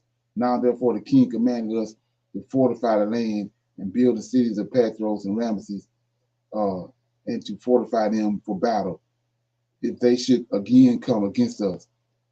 Whosoever of you from all Egypt and from the children of Israel will come to build with us, he shall have his daily wages given by the king, and his command is unto us.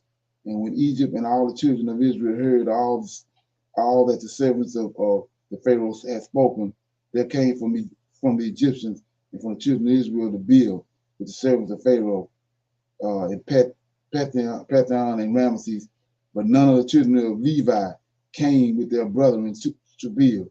And all the servants of the Pharaoh and his princes came at first with deceit to build with all Israel as a daily hired laborers. And they gave to Israel their daily hire at the beginning. And the servants of Pharaoh built with all Israel and were employed in that work with Israel for a month. And at the end of a month, all the servants of Pharaoh began to withdraw secretly from the people of Israel daily. And Israel went on with their work at that time, but they received their daily hire, because some of the men of Egypt were yet carrying on the work with Israel at that time. Therefore, the Egyptians gave Israel their hire in those days in order that the Egyptians and their fellow workers might also take pay for their labor. And at the end of the year, and 4 months, all the Egyptians had withdrawn from the children of Israel, so that the children of Israel were left alone to engage in the work. And after all the Egyptians had withdrawn from the children of Israel, they returned and became oppressors and officers over them.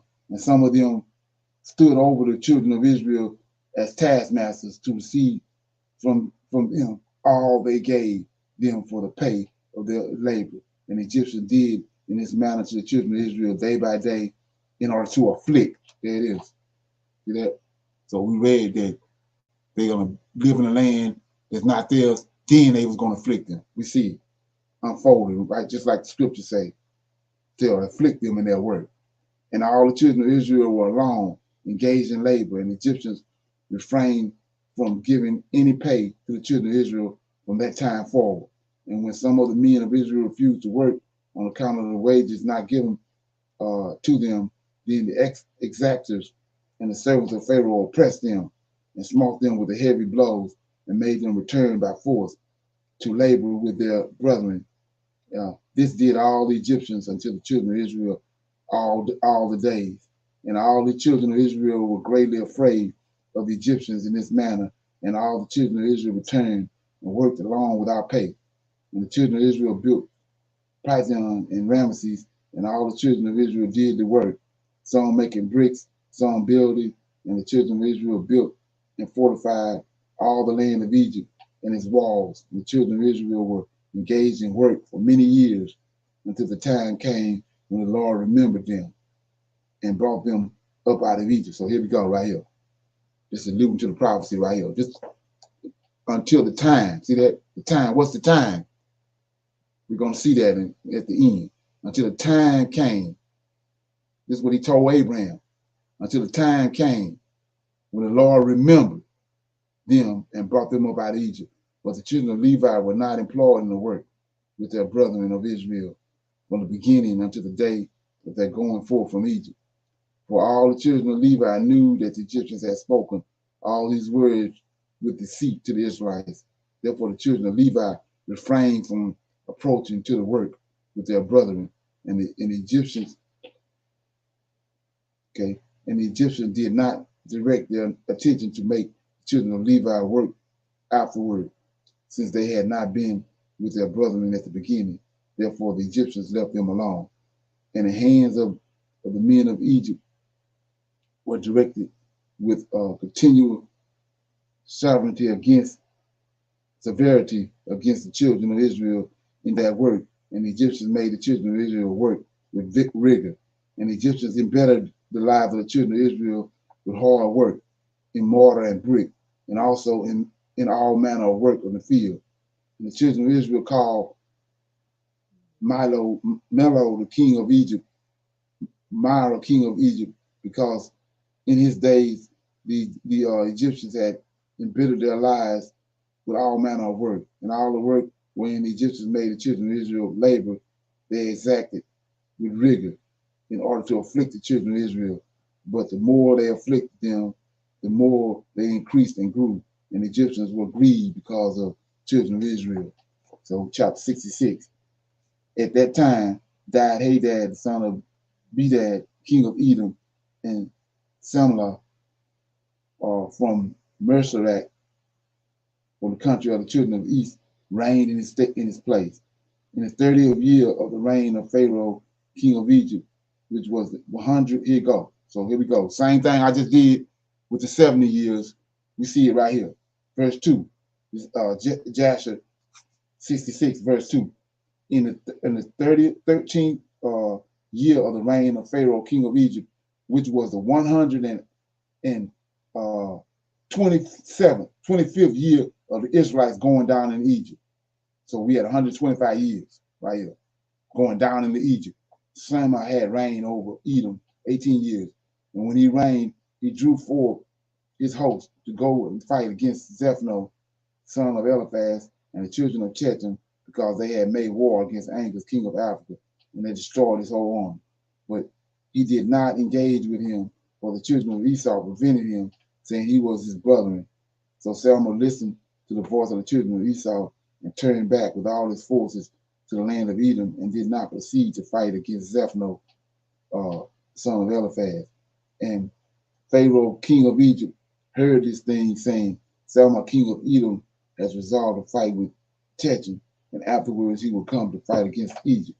And when the Egyptians heard this matter, they increased the labor upon the children of Israel, lest the Israelites should go unto them as they did unto them in their war with the children of Esau in the days of Hadad.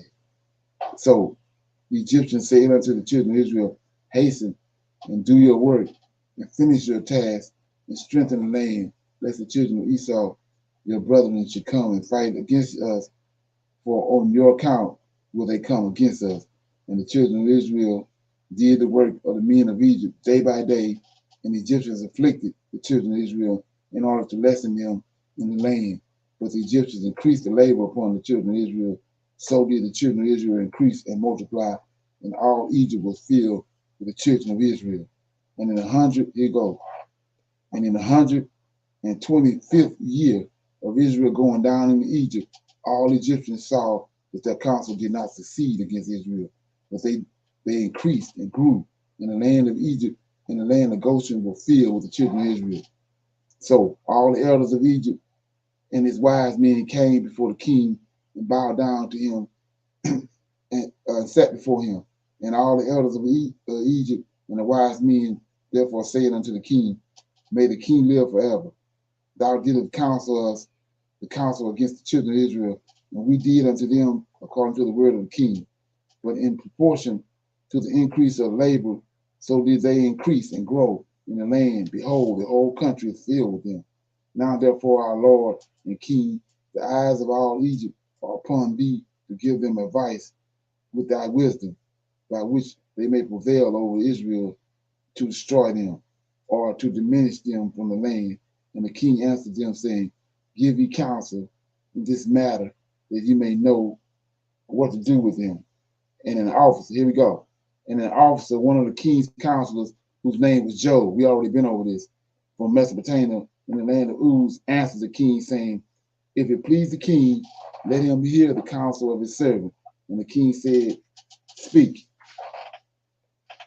And Job spoke before the king, the princes, and before all the elders of Egypt, saying, behold, the counsel of the king, which he advises, formerly respecting the labor of the children of Israel, is very good, and you must not remove from them the labor forever. But this is the advice counsel by which you may lessen them, if it seem good to the children to afflict them. Behold, we fear war for a long time, and we said, when Israel becomes fruitful in the land, they will drive us from the land if a war should take place. If it please the king, let a royal decree go forth, and let it be written in the laws of Egypt, which shall not be revoked, that every male child born of the Israelites, his blood be spilled upon the ground. And by doing this, when all the children of Israel shall have died, the evil of their wars will cease. Let the king do so, and send all the Hebrew midwives and order them in this manner to execute it. So the thing pleased the king and the princes, and the king did according to the word of Job. And the king sent for the Hebrew midwives to be called, of which the name of one was Zephora, and the name of the other was Put. And the midwives came before the king and stood in his presence. And the king said unto them, when do the office of the midwife, when you do the office of the midwife to the Hebrew women, see them upon the stool. If it be a son, then ye shall kill him. But if it be a daughter, they shall live. But if you will not do this thing, then will I burn you up and all your houses with fire. But the midwives feared God and did not hearken to the king of Egypt, nor his words. And when the Hebrew women brought forth to the midwife a son or a daughter, then did the midwife do all that was necessary to the child and let it live. Thus did the midwives all the days.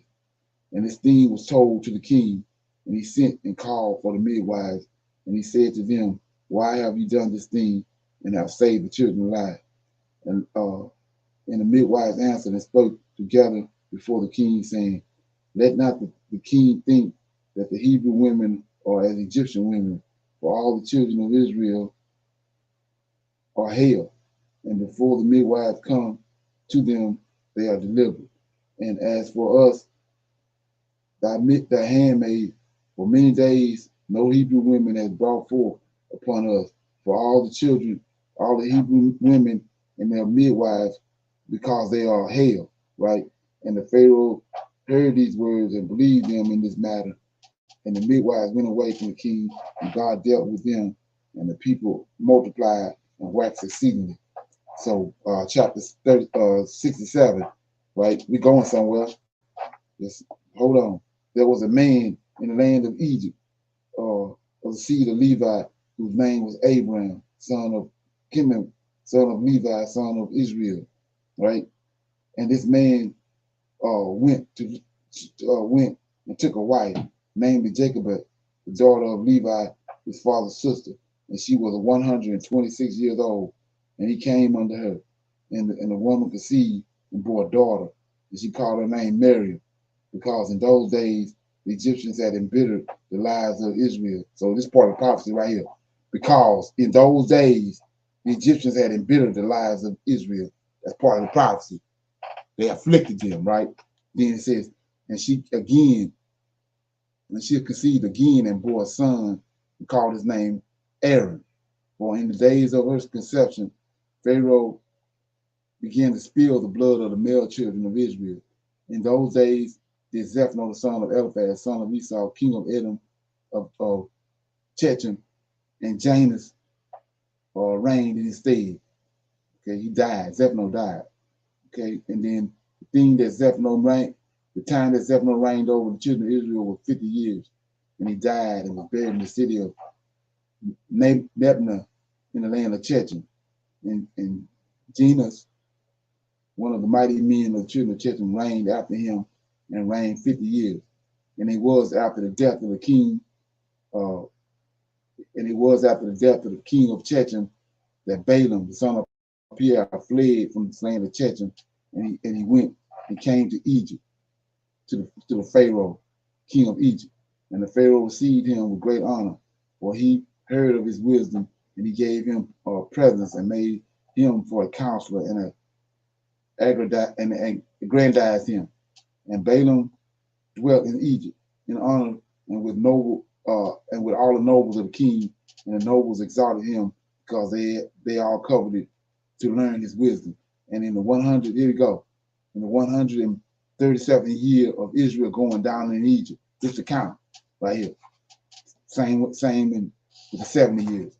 In the 130th year of Israel going down in Egypt, Pharaoh dreamed that he was sitting upon his kingly throne, and he lifted up his eyes and saw an old man standing before him, and there were scales in the hands of the old man. Check it out. Such scales as are used by merchants. And the old man took the scales, hung them before the Pharaoh. And the old man took all the elders of Egypt and all the nobles and the great men, and he tied them together and put them in one scale.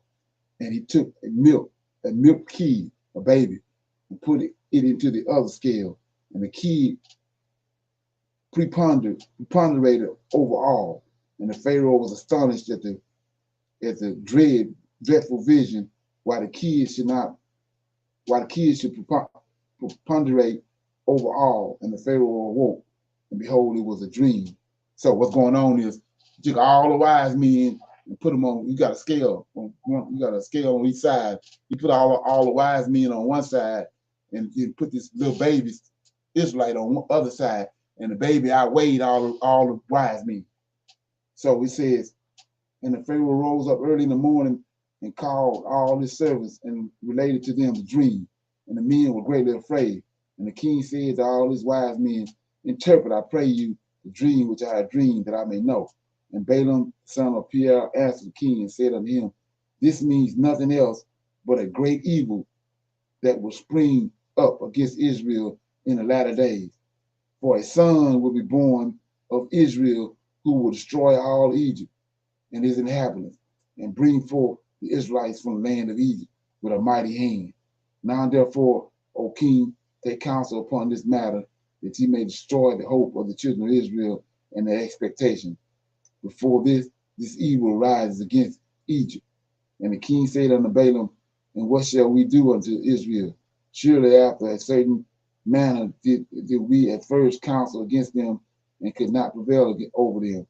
Now therefore give you also advice against them by which we may prevail over them. And Balaam answered the king, saying, send now and call thy 2 counselors, and we will see what their advice is upon this matter, and afterwards the servants will speak. And the king sent and called his 2 counselors, Raul the Midianite and Job the Uzite, and they came and sat before the king. And the king said to them, behold, ye have both heard the dream which I have dreamed, and the interpretation thereof. Now therefore give me counsel, and know and see what is to be done to the children of Israel, whereby we must prevail over them before their evil shall spring against us. And Raul the Midianite answered the king and said, may the king live, may the king live forever. If it seem good to the king, let him desist from the Hebrews and leave them, and let him not stretch forth his hands against them. For these are they whom the Lord chose in the days of old, and took as a lot of his inheritance for among the nations of the earth, and the kings of the earth, and who is there has stretched his hands against them with impunity, of whom their God was not avenged. Surely thou knowest that when Abraham went down into Egypt, Pharaoh, the former king of Egypt, saw Sarah his wife, took her for a wife, because Abraham said, she is my sister, and he was afraid lest the men of Egypt should slay him on account of his wife. Okay? And when the king of Egypt had taken Sarah, then God smote him and his household with heavy plagues until he restored Abraham and his wife Sarah, and then was he healed. And Amalek, the Gorite, king of Philistines, God punished on account of Sarah, his wife Abraham, in stopping up the womb from man to beast. And when that God came to Amalek in a dream of the night and terrified him in order that he might restore to Abraham Sarah, whom he had taken. And afterwards all the people of Gerar were punished on account of Sarah. And Abraham prayed to his God for them, and he was entreated of him, and he healed them. And Amalek feared all this evil that came upon him and his people. And he returned to Abraham his wife Sarah, and gave him her many gifts. And he did so to Isaac. And when he had driven him from Gerar, and God had done wonderful things to him, that all the waters courses of Gerar were dried up, and their productive trees did not bring forth, until Amalek of Gerar and Asher, one of his friends, and Peacock, the captain of the host, went to him, and they bent and bowed down before him to the ground, and they requested of him to supplicate for them, and he prayed to the Lord for them, and the Lord was entreated of him, and he healed them. And Jacob also, the plain man, was delivered through the integrity from the hands of his brother Esau and the hands of Laban the Syrian, his mother's brother, who had sought his life. Likewise from the hand of the kings of Canaan, who had come together against him and his children to destroy them. And the Lord delivered them out of their hands, that they turned upon them and smote them, who had ever stretched forth his hands against them with impunity. Surely Pharaoh, the former, thy father's father, raised Joseph, the son of Jacob, above all his princes in the land of Egypt. And when he saw his wisdom, for through his wisdom he rescued all inhabitants of the land from famine. After which he ordered Jacob, his children, to come down to Egypt, in order that through their virtue, the land of Egypt and the land of Goshen might be delivered from famine. Now therefore, if it seem good in thine eyes, cease from destroying the children of Israel. But if it be not thy will that they should dwell in Egypt, send them forth from here, that they go to a land of Canaan, the land where their ancestors sojourned. And when the Pharaoh heard the words of Jethro, he was very angry with him, so that he rose with the shame and from the king's presence and went to Midian, his land, and took Joseph's stick with him. Okay, let me see what we have. Yeah, okay, so it says, and the king said unto Job Uzziah, what sayest thou, Job? What is thy advice respecting the Hebrews? So Job said to the king, behold, all inhabitants of the land are in power. Let the king do as it seems good in his eyes. And the king said unto Balaam, what doest thou say? Balaam, speak the words that we may hear. And Balaam said to the king, of all that the king has counseled against the Hebrews, will they be delivered, and the king will not be able to prevail over them with any counsel. For if thou thinkest to lessen them by flaming fire, thou cannot not prevail over them. For surely their God delivered Abraham their father from Ur of the Chaldeans. And if thou thinkest to destroy them with a sword, surely Isaac their father was delivered from it, and a ram was placed in his stead. If with hard and rigorous labor thou thinkest to lessen them, thou wilt not prevail even in this. For their father Jacob served Laban in all manner of hard work and prospered.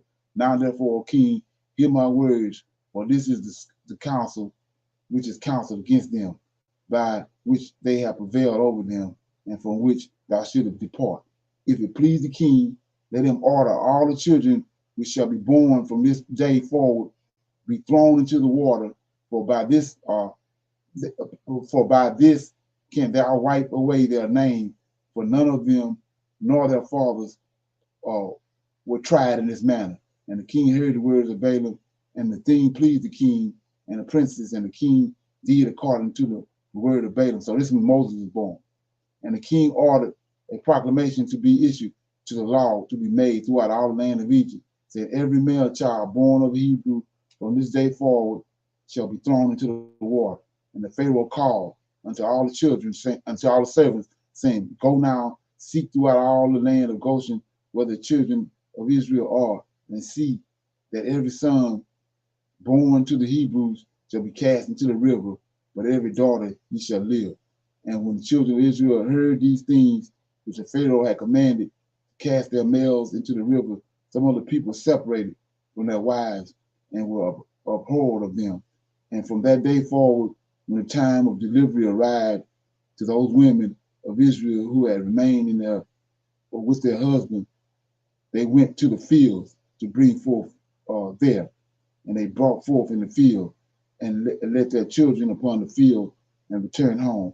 And the Lord, who had sworn to their ancestors to multiply them, sent one of his ministering angels which are in heaven to wash each child in water and to anoint and swab it and to put it into the hands of two smooth stones from which it sucked milk and from the other honey.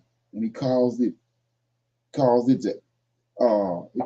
its hair to grow to its knees, and by which it might cover itself, to comfort it and to cleave to it through his compassion for it. And when God had compassion over them and had desired to multiply them upon the face of the land, he ordered his earth to receive them to be preserved therein to the time of their growing up, after which the earth opened its mouth and vomited them forth, and they sprouted forth. Then the city sprouted forth from the city like the herb of the earth and the grass of the forest, and they returned each to his family and to his father's house, and they remained with them. Okay. Then it says, and the babes of the children of Israel were upon the earth like the herbs of the field through God's grace of them. And when all the Egyptians saw this thing, they went forth, each to his field with his yoke of oxen and his plowshare, and they plowed it up as one plows the earth at the seed time.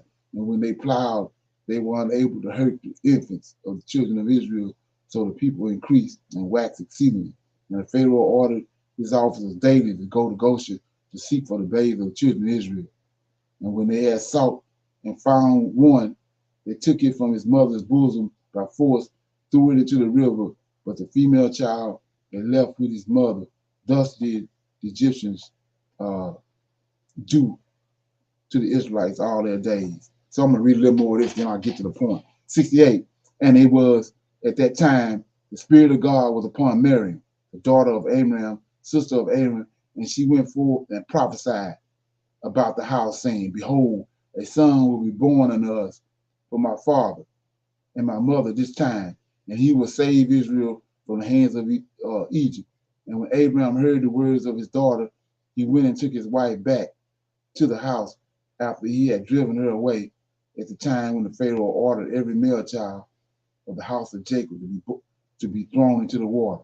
So Abraham took Jacob back his wife 3 years after he had driven her away, and he came to her again, and she conceived. And at the end of 7 months from her conception, she brought forth a son, and the whole house was filled with a great light, as the light of the sun and the moon in the time of shining. So we go to, I'm going to read the rest of this tonight, but I'm going to go to chapter 81 to show you what I'm talking about. I wanted to read all of it to lead up to it. So I'm in 81, okay? And it says right here, give you the answer. It says, okay, I'm going to read a little bit of 80, the last part of 80. It says, 58, the Pharaoh ordered the children of Israel to be sent away, and all the Egyptians strengthened themselves to send them, for they said, we are perishing. And all the Egyptians sent, this after the 10 plagues, and all the Egyptians sent the Israelites forth with great riches. Let's look at it. Say with great riches. Let's look at it right quick. It said they sent them forth with great riches. So we see right here in verse 14, Genesis 15 and 14. And also that nation whom they shall serve, or will I judge, the 10 plagues, and afterwards shall they come out with great substance. So we see right here, they went out with the great substance, right? It says right here, 59, and all the Egyptians sent the Israelites forth with great riches, sheep, oxen, precious things, according to the oath. See that? According to the oath of the Lord between him and our father Abraham. See that? It take you right to Genesis 15. Then, but that ain't the dagger. See, and the children of Israel delayed going forth at night. And when the Egyptians came to them to bring them out, they said to them, are we thieves that we should go forth at night? Right? And the children of Israel asked of the Egyptians vessels of silver, vessels of gold, garments. And the children of Israel stripped the Egyptians. And Moses hastened and rose up and went to the river Egypt and brought forth thence the coffins of Joseph and took it with him. Now, 63. And the children of Israel also brought up each man his father's coffin with him, and each man the coffin of his tribe. Now, here we go. 81. Here go the answer. Verse 1. And the children of Israel journeyed from Ramesses to Sackcloth, about 600,000 men on foot, besides the little ones and their wives. Also a mixed multitude went up with them, and flocks and herds, even much cattle. And the sojourner, here you go, the sojourner of the children of Israel who dwelt in the land of Egypt in a hard labor was 210 years. And at the end of 210 years, the Lord brought forth the children of Israel from Egypt with a strong hand. And the children of Israel traveled from Egypt and from Goshen and from Ramesses and encamped in Sackcloth on the 15th day of the month. So there it is, 210 days. So when you go back and read it, let me read it, Genesis 15 and 13 again, in the proper context. And he said unto Abraham, know of a surety that thy seed shall be a stranger in a land that is not theirs. We connected all the dots on all this. Theirs. Serve them, and they shall afflict them 210 years. There ain't no 400 years. It's right there. Okay. Any comments? Like I said, I'll read some more. It's a lot more in that, reading up to it, but I just went to the meat of it.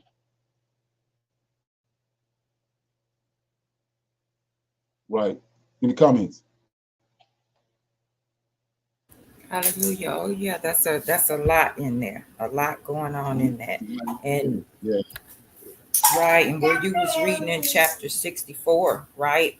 right, Verse 45, it says, "Where did you go from us and leave us, being a few people to fight?" So we know right, that there were a few of them. We don't know how many. We don't know if it was 150 or whatever, but we knew that there was few of them versus how many Egyptians was in the road, and they right, was able, with the Lord of hosts being there with them to slew them. right. So, That's you what know, brought on the affliction. right, And they right, saw that. So we going back to Most High behind him. We saw he did the same thing in Egypt. right. Right. Yes, sir. Yes, They was sir. being So set you up look the at whole that time. today. Yes. Right. We not connecting it to he's performing. He's bringing about all that based on what he told Abraham in Genesis 15. Everything you reading is he's fulfilling Genesis chapter 15. Yes, sir. Yeah. Yes, sir. Then it tells you in Joshua 81 point blank the years that they was there. Right. 210 Wow. years. Right. There Wow. it is. But like I said, you won't see that as long as you connected to that Revelation chapter 22 that don't take away from his word. You ain't gonna be left out of the book of life. You know what I'm saying? That's garbage. When you sever yourself from that, and then like I said before, a lot of people don't realize they bound by that. It's subliminal. They don't really realize that they bound. You bound by that. If you was a Christian, you bound by that and don't even know it. Right. That's true. You gotta find a way to get the hell away from that. Yes, sir. Yeah. Ain't that something? Yeah. And you got to really understand that and go by that and understand, it's not no New Jerusalem. It's not none of that. Malachi 3:6 tells you, "For I am the Lord, I change not." Exactly. So that New Testament stuff is garbage. Right. We see all, like I said, we see all the events. The prophecies transpiring. It ain't over here. It ain't transpiring over here.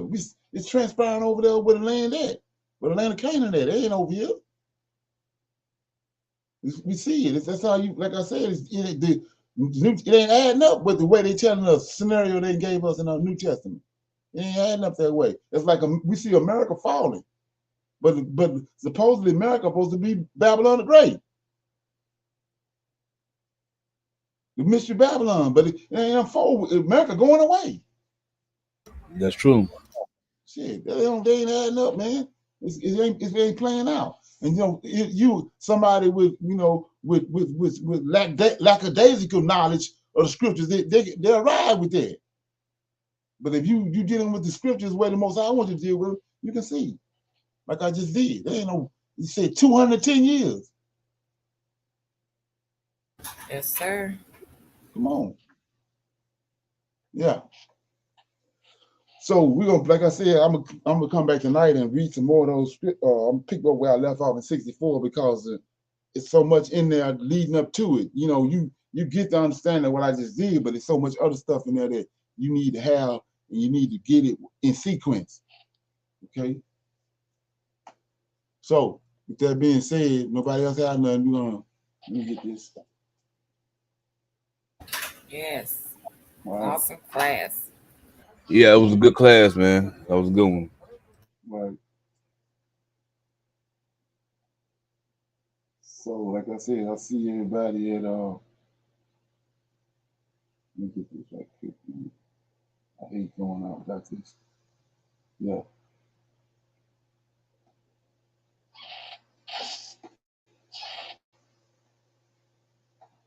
Yeah, so I'm gonna say shalom to everybody. I see everybody this evening at 6 o'clock. We'll read some more out of Joshua. Shalom. One love.